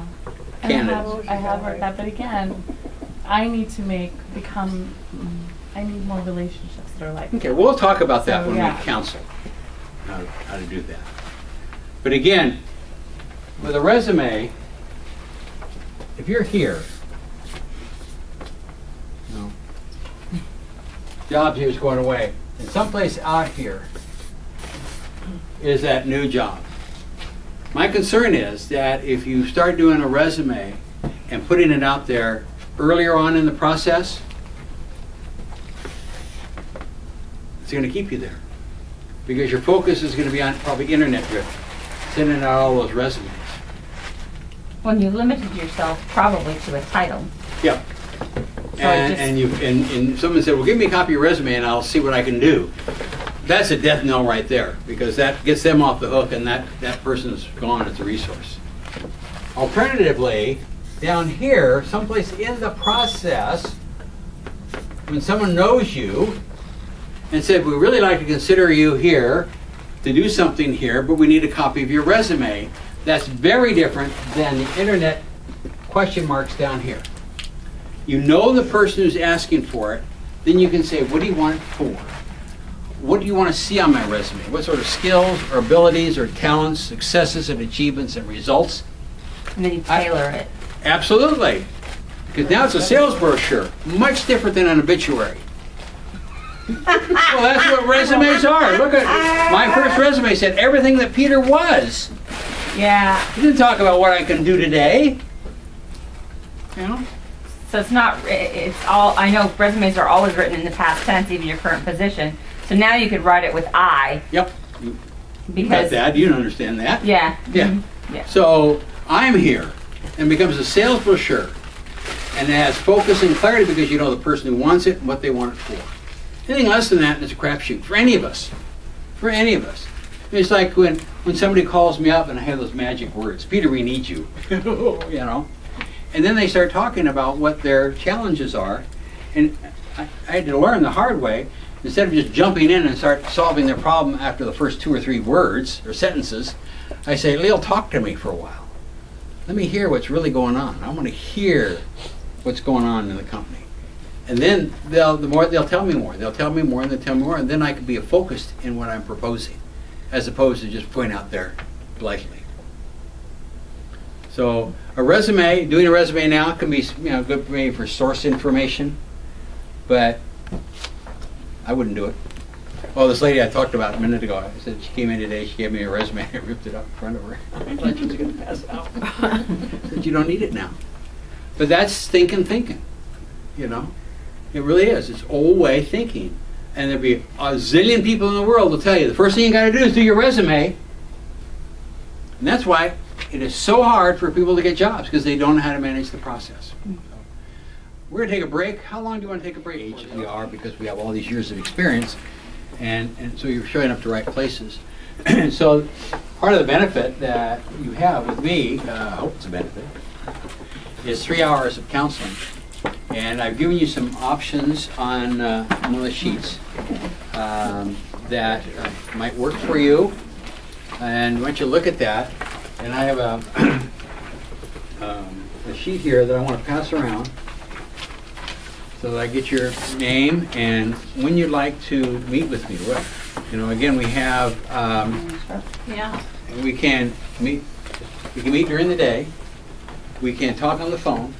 And as long as it's not in conflict with something you're doing here during the day, we can do a phone consultation if you want to do that. That's all part of the deal. I can do evenings from about, what did I say, 6:30 to 8:30, something like that. And I can call me at 7 to home. 8:30? 7 to 8:30. If you want to call me at home on my cell phone, we can do that. If anybody wants to do, I'm back in here this Thursday, we've got a day after tomorrow, if someone wants to meet with me Thursday afternoon before we get together here, we can do that.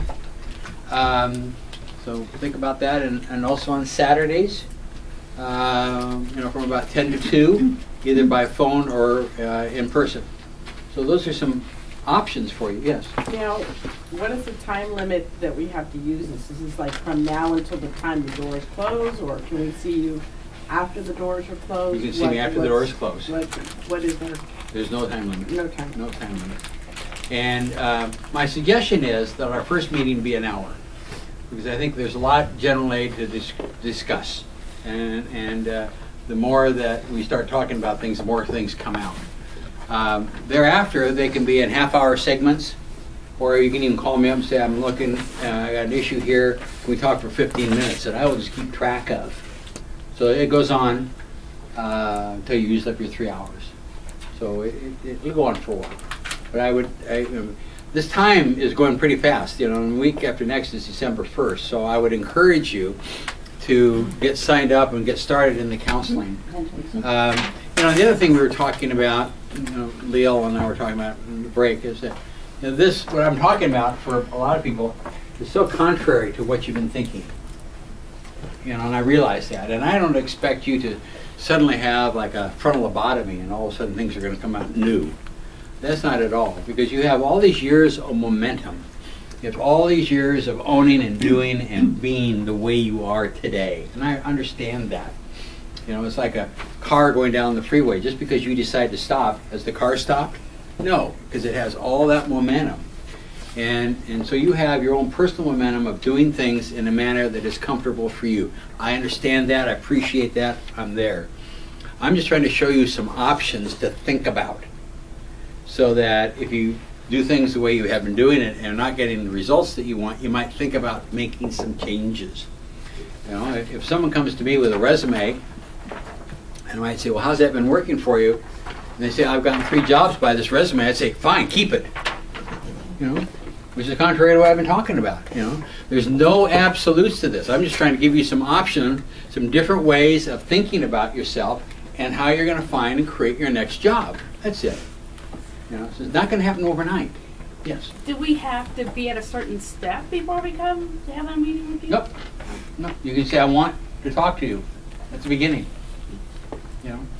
And a lot of that starts with, I don't know. So we can start putting some clarity to that, or start putting some focus, or talking about the I don't knows. Again, it's the first step of buying a car. I don't know yet. And so, I think the earlier in the process where we can start working on those, the better. And again, we can do it in person if you want to do that. We can either do it in my office, or I can come out here, or we can do it on the phone, or go back on email, or I can do, if you're on Skype, I'm Skype enabled. So, I want to be an asset to you. Okay? So, don't think that one way is better than the other way. There's different ways of doing this. I just want you to be more dynamic, more assertive, doing things with more intention than you might have done the old way. And be thinking about, I don't want you to settle. Let's put it that way. And I think sometimes in the process of finding a new job, we think that all the power goes to them. Whoever them is, the companies, the organizations, they're all omni-important, they're all omni-right. And again, it's not whether it's right or wrong. I just want you to settle. My goal for each one of you, my whole for each one of you, is you wake up with a smile on your face. My first job out of college, I worked for Meyer and Frank. I hated it. And it wasn't that I was good and they were bad, or I was right and they were wrong. It wasn't a good fit. But I settled. And I worked there for 5 years, and most of the time I did not look forward to going to work. I'm saying that you've experienced that or not, but I have experienced that. I don't want you to end up in that situation. And I think the more that you look forward to something, you take yourself seriously, whether it's feng shui, or whether it's art restoration, or whether it's dogs or animals or whatever it is, most of the things that you and I do for fun, other people get paid to do. Most of the things that you and I do for fun, other people get paid to do. Why not you? Again, I'm not trying to play Don Quixote. But think about it. Just think about it. I think we talked about not doing a resume too early in the process. A resume needs to be a sales brochure, not an obituary. I mean, you can start doing a resume to sort of focus, use it as a source document, if you will. And as part of the counseling and part of the service, send it to me. Let me review it. Let me give you my thoughts. Moving forward, if you're applying for a job and you want to do it right now and you think you have to do a resume, modify the resume to that job and then send both the resume and the job description to me. I'll turn it in a day, so it's not going to slow you down. That's all part of the service. So you get another pair of eyes on it. But think about, what are you selling? What are you selling today? And that's what your document should be all about. It's a sales brochure.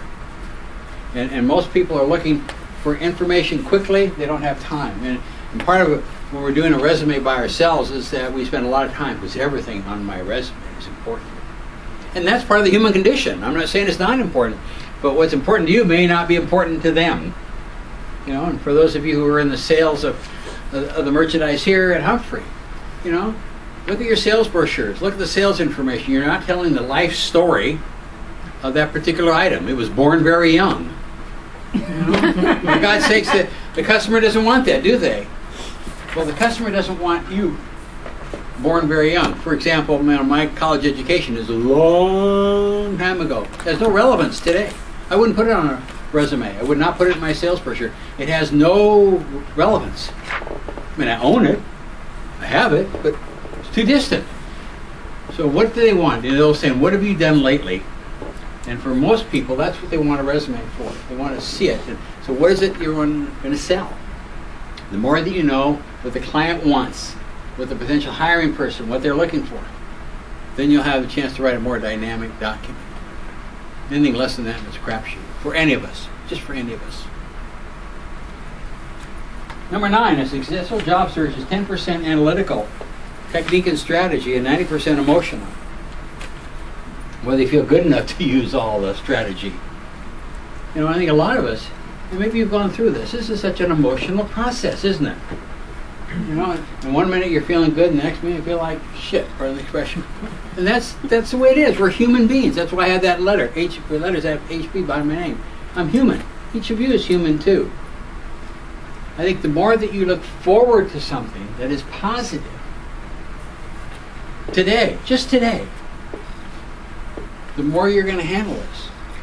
You know, for a lot of us, walking around in this process is like walking around with the emotional flu. We don't feel good about ourselves, we don't feel good about our world, we don't feel good about the people in our world. But yet we're expecting miracles. I.e., we get a new job. You had the physical flu, haven't you? We've all had that. We've all been sick. You know, and because we've been sick, we understand that the expectations we have for ourselves are diminished. Either I'm not going to work, or if I go to work, you say, oh, here, I'll take some of the load off you. Because you know how it feels. Well, there's not so much different between this emotional flu about not feeling good, but expecting. So the more that you can realistically own what puts a smile on your face and be around positive people. Stay away from naysayers. There'll always be people who tell you why you can't do something. You know? Again, that's easy for people to say. Well, is that the information you want? No, I don't believe so.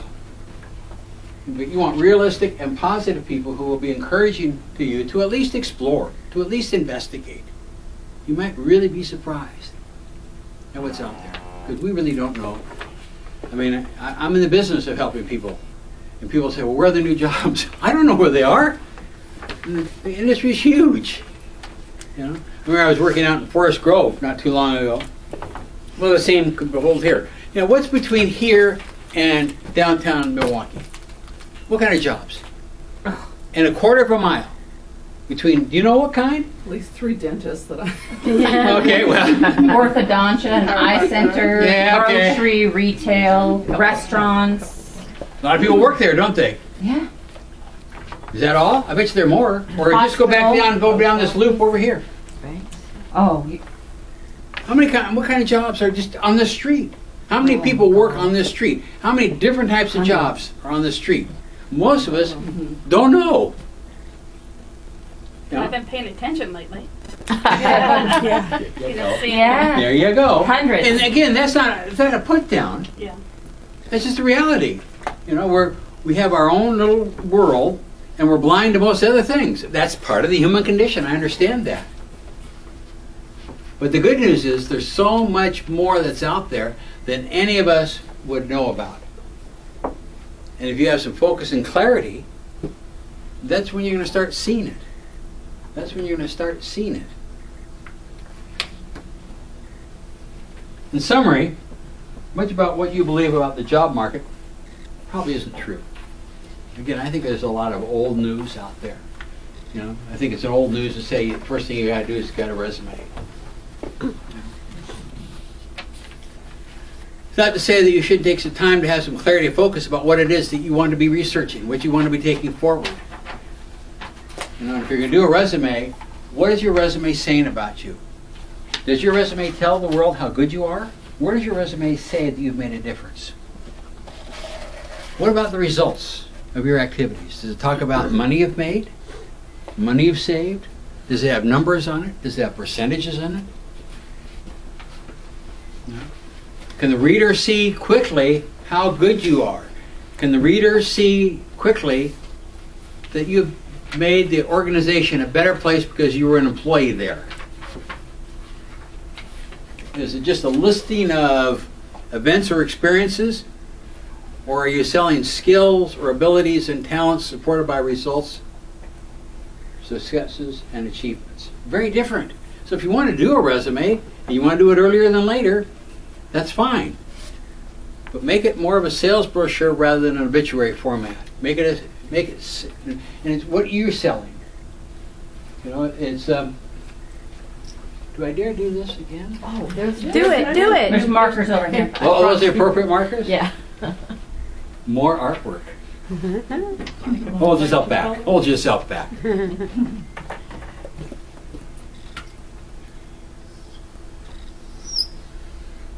Okay, what's that? Rectangle. Piece of paper. It's a piece of paper. Piece of paper. It's a resume. Again, when we are doing it by ourselves, everything we put on our resume is important, right? It wouldn't be there. And you own both analytically and emotionally, all that. The viewer is not. If your window on the world is a posting, even though I've just talked to you about why postings aren't going to work for you, your resume, your submission, must mirror what that posting looks like and what it says. Years ago, I understand this is an extreme example. I had a client with he was a double PhD. God, I swear if I took him outside, spun him around 3 times, he'd never find his way back. No, that's another thing. Some of them are like that. They are. And he came into my office one day and he had an ad from Procter & Gamble out of New York, and they were looking for a food chemical engineer. Oh my God. Way beyond. Yeah. And my candidate, my client, had 2 PhDs, a double thud, which is just a thud. No. And his resume was 6 pages. Because everything in his life was important. And he had patents and he had papers and and so he said, I got to modify this resume, my 6 pages, to speak to those 3 sentences in the ad. And I said, no. He says, you're going to have to respond in kind. All you know about the company and that potential job, if it's even real, is one of the filters they're using is it's a 3-sentence ad. 3 sentences. Well, I got it. I was going to go half a tell me. But we finally got it down. And he responded in kind. He got the job eventually. Because one of their filters was they wanted PhDs who could speak and write concisely. Hello. 6 pages wasn't going to do it. What? 6 pages No, wasn't going to do no. it. So again, if you're going to go after and see and attempt to do things on the internet, make sure that your application, your resume, aka your obituary, aka your sales brochure, mirrors the key elements. If the opening statement of the job position says one must be bright, savvy, and well educated, what are you going to say? Bright, savvy, and well educated. Don't let, well, they would assume they would see I'm bright, savvy. Don't do that. You know, if they're looking for particular skills, make sure that your skills are the same. Use the same words that they use. But this is a sales brochure, and this area right here is probably the most important part. You're going to have your name and contact information here, but your objective statement is right there. And it's got to mirror them. And if we put a value, that this area would be a 10, that's a 9, 9, 8, 7, 6, 5. Then you go to page 2, and you're down to 4, 3, 2, 1 in terms of readability. They're not going to get to page 2. They're not going to get down here. They just don't have the time. They don't have the interest. They may take 10 to 15 seconds, and can they see quickly what they're looking for? That's why I said earlier, if you know the person's asking for it, and you know what he or she wants it for, and what they want to see, the chance of writing a winning document is much greater than just sending something in and all you know is an internet ad. But if the ad says bright, savvy, and well educated, what are you going to put here? Bright, savvy, and well educated. If they're looking for particular skills or abilities or talents, make sure it's there. If it looks like it's an ad that has numbers to it, make sure you've got numbers to it. Don't be afraid to use this word. I. I'm here for this job. We, they, them, and us aren't here for this job. I am. Now that flies in the face of bragging, impolite. And you've always been told to never use I. That's right. Bad manners at the very least. But it's a sales brochure. You're here to sell who? Me. Me. Not them, not somebody else. You know. But you look at resumes, and mine started out that way too. Mine was. You talk about bad resumes. Mine's right at the top, years ago. You know, where are you in this document?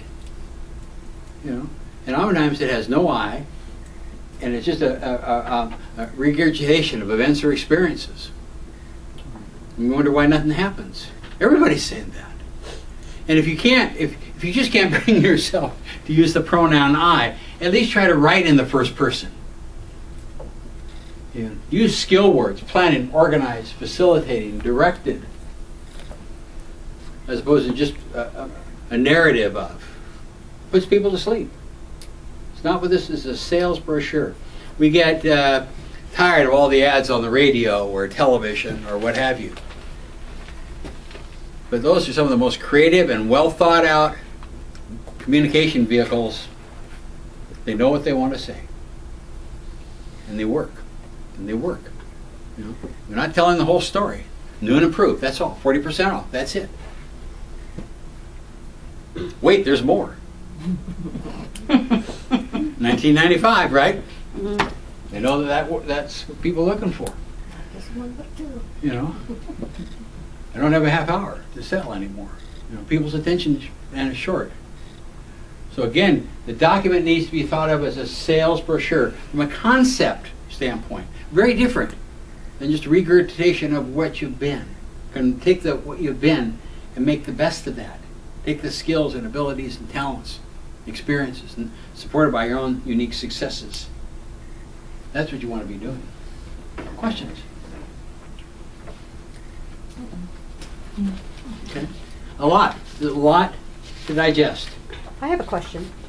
A lot of us here have been with a company for a long time.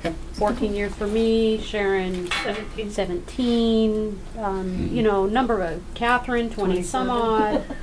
Wow. So Yeah.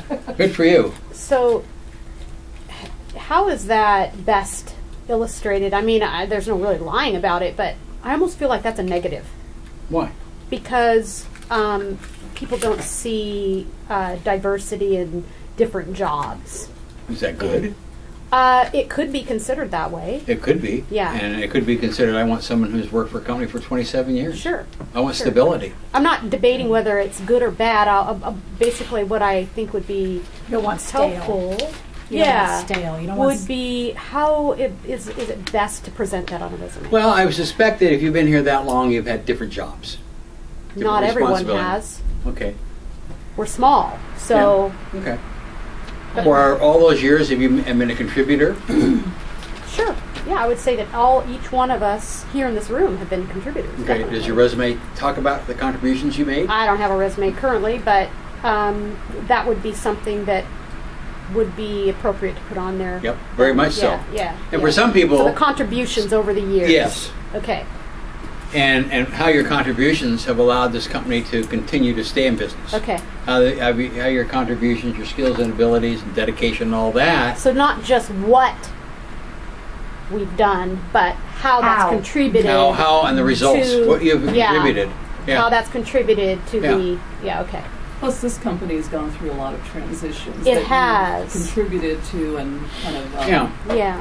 helped it along with. Right. You know, Right. paperless and the plant was gonna closure. say, That's a big change. Yeah. Well, Yeah, and, I'm and not you are talking in the most positive. You are survivors of all that Right. All of for us here. good reasons. Yeah. You know, when I taught at Portland State, the thing I hated the most was teachers said, "I've got tenure." What? What does that prove? It means you've been here a long time. Doesn't mean you've done anything. You know, so you don't. You know, I think what you're concerned about is you have tenure. You want to convert that into an asset. Right. What have you on an ongoing basis? What have you contributed as the company has gone through all sorts of challenges? Just like you and I were talking. Yeah. When I birthed Career Makers as a nonprofit to a larger company to a smaller company, you know, I can talk about what I did along the way. So those folks of us who have been here a long time, it's helpful to talk about the different transitions over the years. and Yes. different- so, You know, and I yeah. would suspect that for those of you who have been here a long time, just as an example, you probably want a next job to be another long time. Sure. Because that's what you've known and that's what you've become comfortable with, right? Okay. So you're probably going to look for a company that's looking for people who want to work a long time. Yeah. Hello.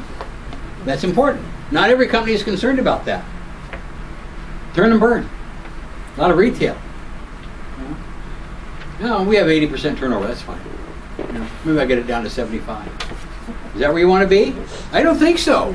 No. So part of your research is, you know, is this company stable? Does it have long-term employees? When you're doing your informational interview, can I talk to someone who's worked here for 10 years? Oh, we don't have any of those. Oh, really? And then we're done. Yeah. How about talking to someone for 5? Oh, I don't think we got one of those either. You know, because that's important to you. It's not important to everybody. You know? But I'm like you. I mean, I've had, you know, 30 years at one job. But I can talk about the different things that I've contributed over the years as the company has morphed over the years. And the challenges that the company faced in those years, those key years. Like the move of the plant from Portland to Kentucky. Oh, sure. Yeah. Yeah, all of that. Yeah. Yeah. Well, I'm thinking more about, like Catherine might be concerned about not having. I don't know. I don't want to put words in her mouth, but you know, there's so many changes over the years of what the company's done that somebody like me or her, whoever, could put different. Absolutely. Yeah. Okay. You know, Transition and I points. want, as a potential employer, I want survivors. I want Yeah. people who are dedicated and are flexible and resilient. Yeah. Hello. So those are all words that can be used. in the Absolutely. resume. Yeah.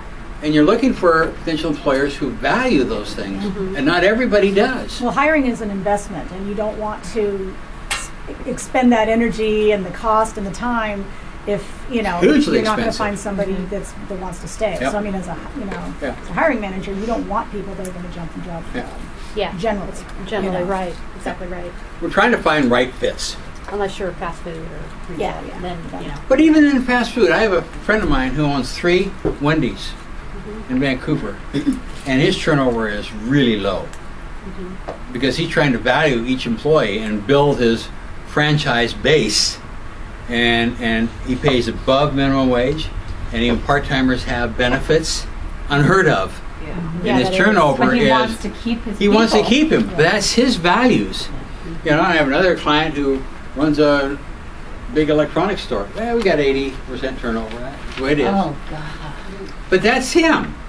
You know, is that you? Is that you? Is that you? No. Is it me? No.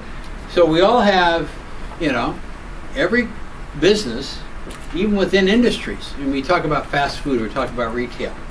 Everything's different. I said I wasn't happy at Meyer Frank. And the reason that I wasn't happy, and it was my fault, not theirs, is I put value on people. Meyer Frank placed value on Sale. merchandise. It's on the sale. And fresh merchandise that sold, not old stale merchandise. And people were a necessary evil to be controlled, minimized.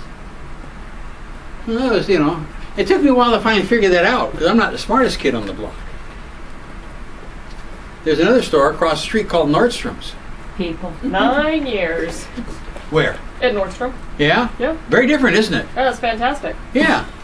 But so you can't just say, I'm not going into retail because it's turn and burn. You can't do that. And any company or any area of interest, they're all different. They're all different. I mean, I'm in the corporate outplacement business and I go against multinational companies. You know, the way I do is high touch.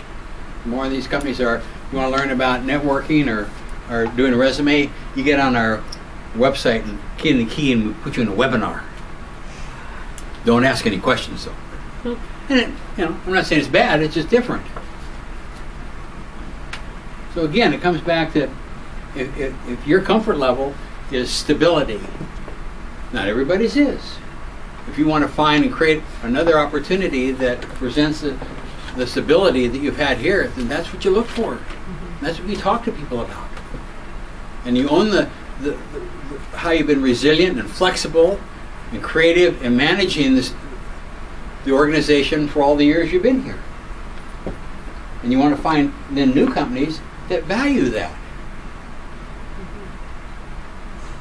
And the more you have focus about what you're looking for, then the higher the probabilities you're going to find it. Did that help? Did that answer your Yes. question? Yes, thank you. Okay.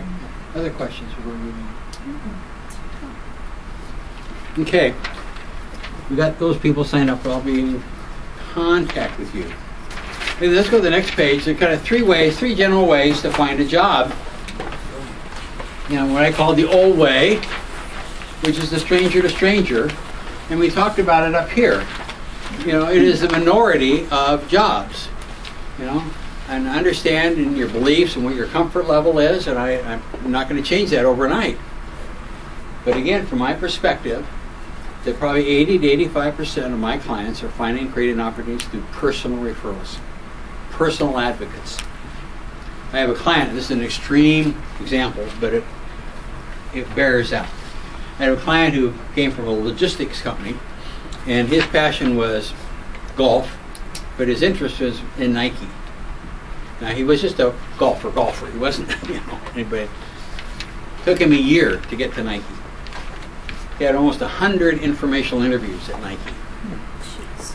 Now, that's an extreme, but he was singularly focused on that. And people at Nike told him, you know more people at Nike than anybody we know who doesn't work here. And he would hang out at Nike. He would go on campus. He would hang out at the cafeterias or the cafes. He got to he volunteered at things that Nike sponsored. He got on the some of the speakers things at Nike. He got to be known. And what happened and what he developed, which I think is a key, he developed mentors at Nike. People were actively looking on his behalf within the company. That is absolutely critical to this process. As you move forward, whether it's in art restoration or whether it's dogs or whatever it might be, replicate your energies, replicate your focus with advocates within areas of interest. People will be active, and I see people who are going to networking groups, and there's lots of networking groups around town, and networking here and there, and they go to the networking groups and they say kind of blah, blah, blah, say the same thing, and they leave. And they, well, I didn't work out, you know, because they, you know, part of it is that, yes, announce to the world what you're looking for, but you also want to be creating advocates out there. That is really important, because that allows you to gain access to the inside. You know, Nike has right now, as an example, because I had lunch with my friend Rich not too long ago, almost 1,000 openings right now. They will get between 1,000 and 1,500 applications. 1,000, 1,500 per opening. Wow. For a company this size, if you put an ad out for somebody, I wouldn't be surprised if you got several hundred applications. How are they going to find you in that? Keywords.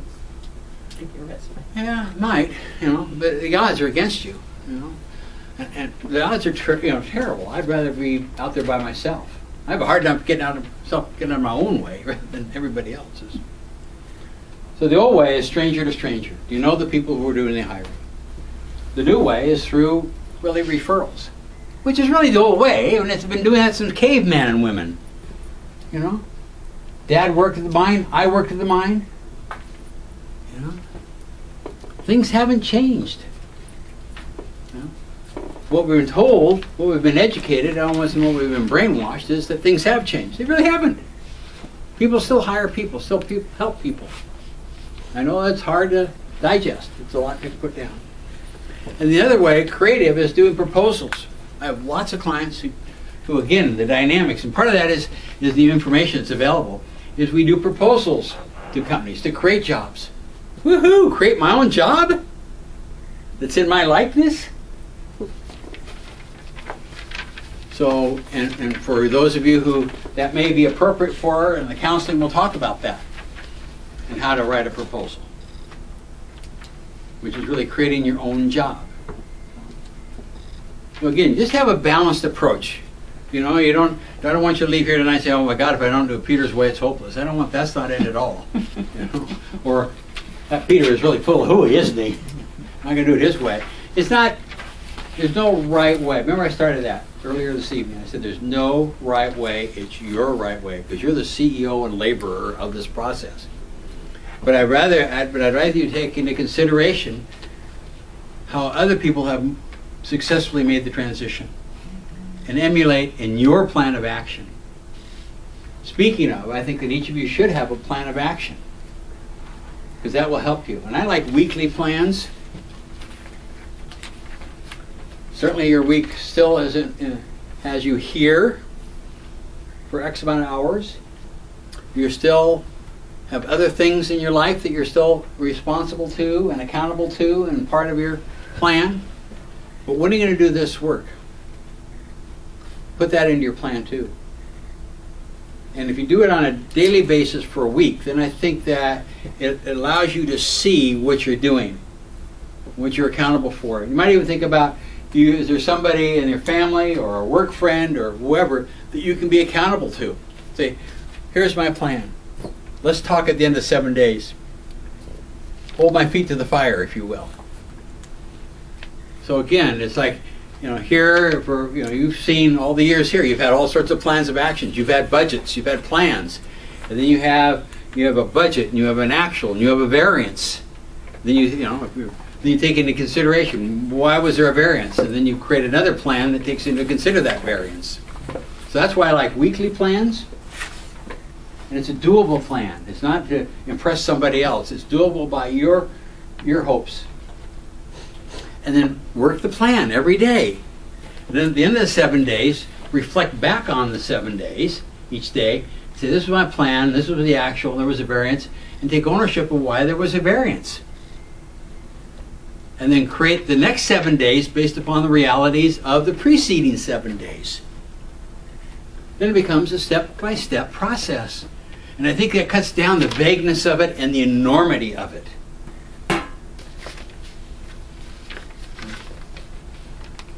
Years and years ago, Becky and I were trying to lose some weight, and we're smart enough that we can do it on our own. So we'd go to the store and we'd buy all the right stuff and create the right menus. And 10 o'clock, she'd say, "Do we have any ice cream left?" "Oh, yes, we do." So I'd go up and down, up and down. We're all going through that. We had some friends of ours that made some weight changes, and we were impressed with that, and they seemed to keep it off for a while. And said, "Well, how'd you do that?" So we joined Weight Watchers. I don't want to do that. I don't want to do that. Why? Got to go to those meetings. We have a weekly plan. And we, you know, count points. Well, I was 39 pounds. I wanted the results. I didn't want to do the plan. That's why I think that if you have a plan for finding and creating a job that is a workable, doable plan for each one of you, the chance of finding it, I think, increase. As opposed to say, well, I'll do something today, and I might do something tomorrow, and I'll get to it day after tomorrow, and I've still got another month and a half here, and you know, then pretty soon it's gone. But it's your plan. You know, I'm happy to be a part of the plan. That's all part of the deal. I'm happy to be your coach, your mentor, your accountability person to help you through the plan. But I think that you should have a plan. The less vagueness, the better. Here's another copy of the compass. Next page. And it's your compass. And in the book, there are a whole series of exercises. And again, I would encourage you to do the exercises. And take your time. You know, it's not something that I don't want you to call me on Friday and say, guess what, Peter, I read the book and did the exercises. I'll probably say, well, I'll go back and do them again. You know, again, this is an investment. The work you do in this process for you is an investment in you. It's not an investment in anybody else. And you're going to get the rewards of the time and energy you put into it. You know, if you're committed to doing something good and positive for yourself and have the willingness to expend the time, energy, and effort to make it happen, it's amazing. It's amazing what will happen. So in reading the book and doing the exercises will allow you to complete your compass. And you'll see there are no job labels or titles on here, but they're key and important aspects of each one of you. And this is like the foundation that you're going to work from. If you have this compass, you're never going to be lost. So where in the book does it talk about this? It's the first 2 chapters. First 2 chapters? Yeah. And be thoughtful. Just take your time. You know, and base the answers that we ask you to work on in the book on where you are, literally and figuratively, today. You know? Yesterday is gone. Tomorrow's not here yet. So it's just today. And I think that one of the regrets we have in life is that we wish there were things in the past that we hadn't been there. You know? Well, that's part of the human condition. I have a whole host of stuff that I wished I hadn't done, or I wish wasn't in my past. Keep it there. But make the choice about what you want to bring forward. Bring forward the good stuff, because you have that too. You have the good skills, you have the good abilities, you have the good talents, you have the good traits, you have the good experiences. You're talking about being here for 27 years. You have successes and achievements, and you have results that you can own. Bring those forward to today. And apply them to your compass. Because with the compass, then you're never going to be lost. You may not realize, I didn't know I was going to end up over here, but you're still not lost because you've got your compass. I know clients who've taken their compass on a job interview. I say, I'm here because it fits my compass. It fits who I am. The compass is like building a foundation for a house. We all want this beautiful house. You know? What about the foundation? Oh, I want the beautiful house. What about the foundation? You know? If we don't have a foundation, it's not going to stand. It's not going to last, is it? And I think so often we are so enamored and so desirous to get someplace that we forget where we're beginning. And we wonder why we're lost. You know, even these wonderful things, these GPS that most of us have, or you know, our smartphones and stuff like that, if it doesn't know where it's beginning, if somehow it hasn't read the coordinates correctly, it's useless. Absolutely useless. And sometimes it doesn't take very much to get us off. And we've all heard horror stories about people with GPS that end up on dead-end roads. Oftentimes it has to do with the GPS was wrong to start with. You know? So I think that the end of the journey really is built upon the success in starting it. And that's when we're reading the book, doing the exercises, and reading how to network effectively. And again, if you have any questions about doing the exercises, you call me or you email me. It's all part of the deal. Or when you get through it, we'll sit down and talk about it and evaluate it and see what directions I would suggest you move forward on. It's all part of the counseling. You don't have to do it all by yourself. Okay? It's all in the book. Okay, questions? The next page, worry, worry, worry. Oh, I got worry, worry, worry. I might want to read that. The real worries, and then the comfort and security.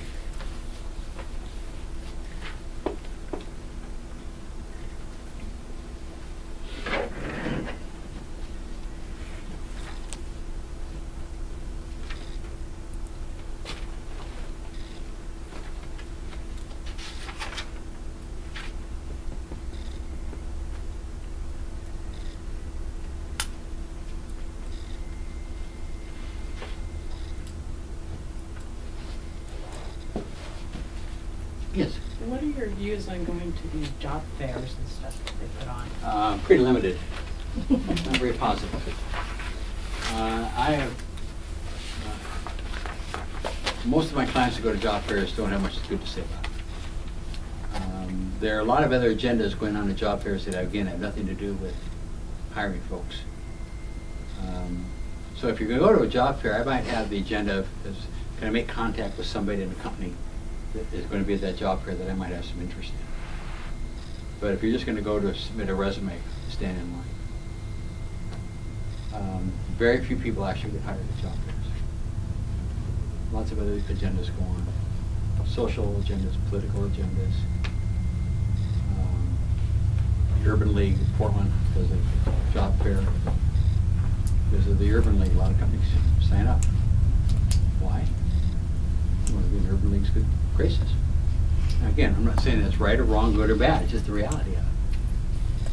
So I would not tell you not to go to a job fair. I would not tell you not to do anything. Well, based upon my experience, that I have very, very limited expectations. Again, if you're going to a job fair, you're there with thousands of other people. You stand in line and wait. How are you going to stand out? We're yellow. Unless you're over here and you don't wear yellow. You know, and if you go to a job fair and you get a wonderful job and you call me, I'll say, great, it worked for you. It just doesn't work for many of us. That's my experience. Does that disagree? Do you have some other? No, I was just, in general, you know, you hear these job fairs that go on, there are 100 companies that are going to be there. It's like, is it worth your time to really go, or I would say on balance, no. But then you can be that one in you never know. 1,000. You never know. I'm just saying that you know, we just haven't seen much success over the years from job fairs. And I used to do job fairs. I was one of the first people in Portland, and I partnered with KXL when we had a radio show on KXL. And we did 2 job fairs a year at the Coliseum. And we had 100 to 200 companies. And they, you know, very different market back then. But then I saw the whole market change and we quit doing job fairs. And I see today that you have some private companies that are doing job fairs, and they're in it for the money, and they're getting people who, you know, may or may not have jobs, and more importantly, they may or may not have the type of jobs that you and I want. And they're going to see how wonderful their job fair is. Just go with, I think, what I would say reasonable expectations would be pretty limited. I have a question. Yes. And it falls into the category of worry, worry, worry. I, like many people, I'm not used to interviewing. No. I don't know what to say. I'm not totally out of practice. I'm not comfortable talking about myself, especially trying to, boost myself up and highlight my positives and, all this stuff. And so, how do we get over that? Well, I think number one is use your network. But sit and talk to our network like we would in an interview? No, I think that, again, people tend to hire people they know and like. And in that vein, there's not necessarily the structure of and the hype of a right now job interview. We're referred to people. People come and they want to default more to the good in us rather than grilling us. So the whole structure is you're It's more of a like known. conversation. Yeah, I You're- know. you're I mean, more of a- ideally that would be wonderful, but I know that even in my circle of people who I've networked with and who've said, yeah, we we'll totally help you with this, and I have no doubt I'm going to be put on the spot in an interview. Right. Could be, Right. could be. You know, there's You no. know, so So again, if we look at that as a performance, worry. yes, That's Okay. it, my biggest one. Me too. yes, I mean, one and of it's them. yes. Well, for most people, it is. Right, So what can you do Yeah. to reduce the worry? right, and Practice, practice. practice. And so what are you? So how do you what- practice, what- practice? What are you worried about? You talk to yourself. All the different. About freezing up in the interview, about Okay. not coming up with the Or good being Okay, asked to do so something, and then if you we go know- someplace by yourself and Okay. practice what you would say. Oh God. If we go not the gonna old Or do it in the way, car when nobody can see you. You know, practice your answers. if we go the old way, and we're a stranger to somebody, I don't care whether it's you or it's me. I'm going to be nervous too, because I don't know the person, and I really don't know what he or she really wants. And I have a lot more questions than answers. I don't know about you, but I'm wetting my pants about that point. If I know somebody through my network, and I've engaged them in some amount of conversation about the company or the opportunities or the challenges, and we've determined that we're probably a good fit for one another, then there's a lot more I knows rather than I don't know. And when I have more knows than I don't know, then I don't have quite the level of anxieties that I have. The more I know about the potential of an interview, what are they going to be asking? What kind of questions are they going to be asking? Is it one person or is it a panel? What are the issues that they're going to be talking about? The more I research that and know through my networking in advance, then the lower my apprehension and anxiety is going to be. It's not going to go away. No. But the does more it, I have the I knows rather than I don't know, So does it talk about interviewing Yes. in this? Yes. Yes. Okay. and we can do practice interviews. Yeah. But that would help. Yeah. But we're just saying, the wild long shot though, somebody sends a resume out and gets a job without their network, it's just a cold, called in for the interview. Yeah. To me, that's the worst part, because I don't know them. You don't they know. know me, and they've been interviewing a lot of people. They aren't worried about asking questions. They've been asking questions all day long. Well, they may not So- appear to be worried, but they probably are. are. Their worry Oh, is they're going to yes. hire the wrong person. They've got the same You know, concerns. and you I do. would, and I've done this before, both for myself and for my clients. For those of us who haven't interviewed in 25 years, one of the first things you tell in an interview, I want to let you know I'm really nervous. The reason I'm nervous is I haven't interviewed for 25 years. And that itself is probably going to And that's reduce the actually- tension. I think Kevin and I have interviewed people, and I think that actually is I think we've had people say that. Yeah, because is. because most of us can relate to that. And they're probably going to say something positive. Oh, relax. Just relax. You know, I'm not going to try to bait and switch, you know, and then, take the pressure off of it.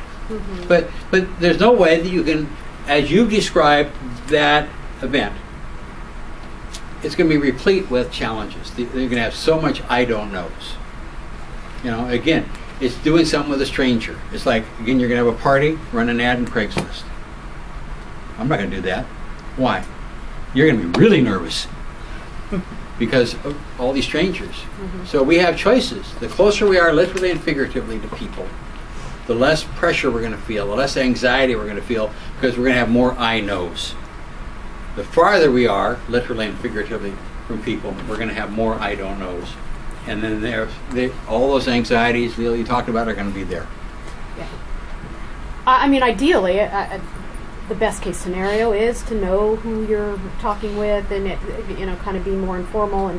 But I'll tell you, in my career, I have switched jobs a few times, and it's always been, the formal interview process, and it's, I haven't seen a situation where that hasn't been the case. So, and I've blown interviews big time. Yeah. Just totally, just said stupid stuff. Okay, and then think about what you did to blow those interviews big time. Don't do that again. Learn from it. Hello. Yes, I know. I didn't. No, really, we do it. I mean, there's no easy way to this, and there's no pat answers to it. I wish there were. But again, But I stranger think to that's stranger. the source of the worry. It's Well, just the worry, thought. yeah, is that if I continue to do things stranger to stranger, I'm going to have these continued worries. The more I stay close to my network, my friends, my support group, the people who are positive, the people who are looking out for me, the people who are advocating for me, and that happens, the less worry I'm going to have. I'm still going to be worried, but I'm not going to have quite the level of. Okay. Yep. And 3 things in an interview, while we're talking about interviews, that I think we need to talk about. 1, let me tell you about myself, which is a personal statement. Secondly, when we have skill stories, we have a skill story format in the book that I want you to be using of what, how, and results, so you can effectively brag with credibility and ownership. And C, I want you to ask for the job. It's in the book. But will also be part of counseling. Because the fears you have are very real, and I'm not trying to minimize them. I'm trying to be objective with them, but situationally we'll work on them. Because you all have them for all your own reasons, which is very valid. You know? When we're going into a strange place, we're all going to be worried about something and have anxiety. So don't go there. You can avoid it. And I know it's a big change in thought. You know, but think about decisions that you make. Think about decisions you make for things you want to do. Do you try to get information from people that you know and respect, or do you try to go into dangerous situations with strangers? Most of us want to get, if it's a restaurant or a place to go or whatever it is, we try to get information from people that we feel comfortable with, right? So that we reduce the worry. Well, the same thing for the job.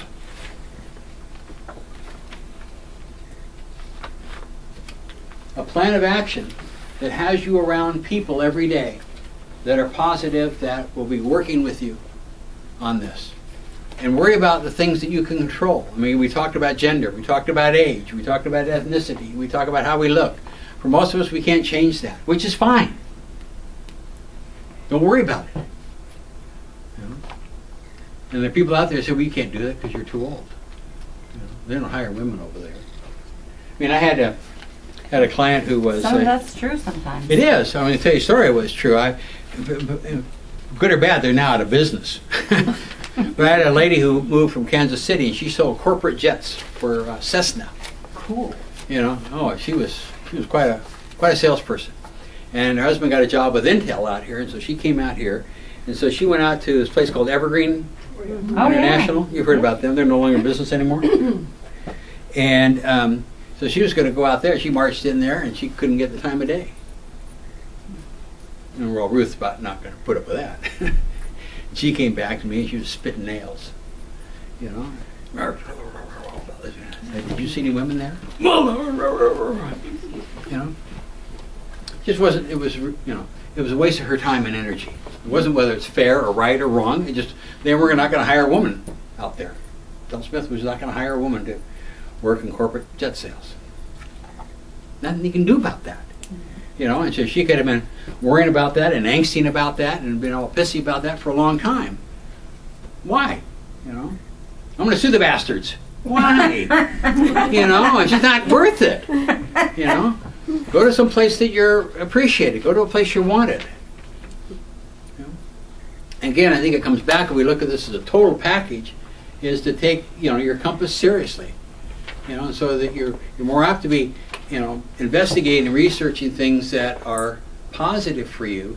So you're using your network, you're getting information, you're creating advocates, and so when you show up for a job interview, you know the people there, you know what their challenges are, they know you, and therefore the pressure and the anxieties and the worries that you're talking about, which are very real, will be minimized, be reduced. They're not going to go away.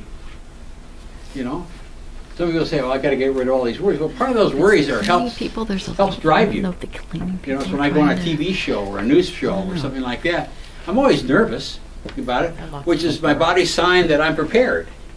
So if you're just going into something that's flat, then you got to worry about it. So worry about what you can control, and don't worry about what's out of here. Other questions about worry, and it's on here.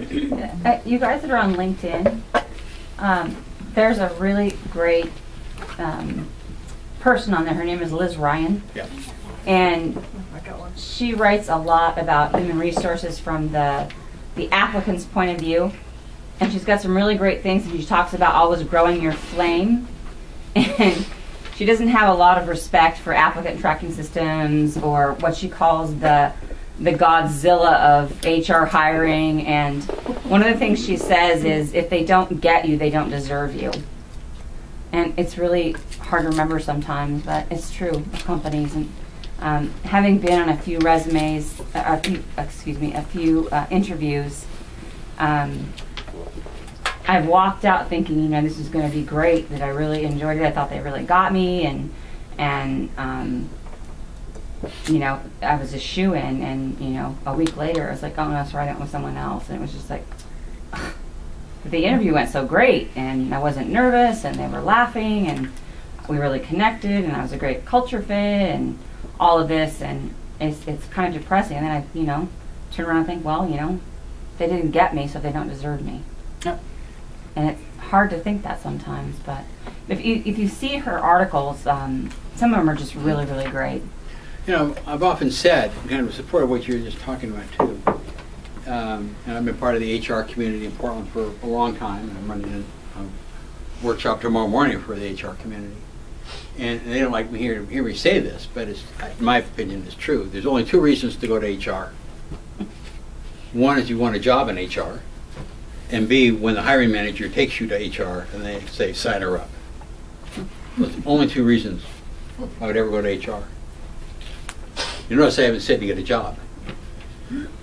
HR is paid to keep you away. HR is paid to keep me away from the hiring people. That's where the moat is. That's where the alligators are.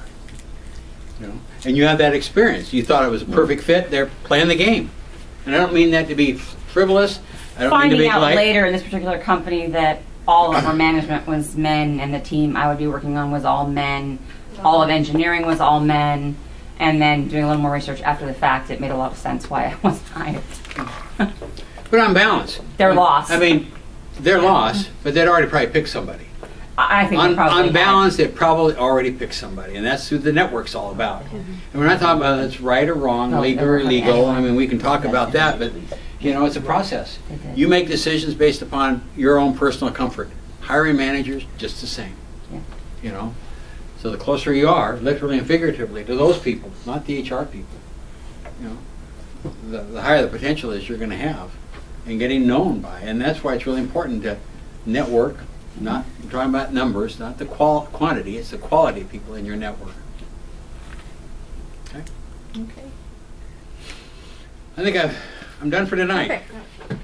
Thank you for being Thank here. you. Thank you for your Thank you. attendance. I know it's a lot to digest.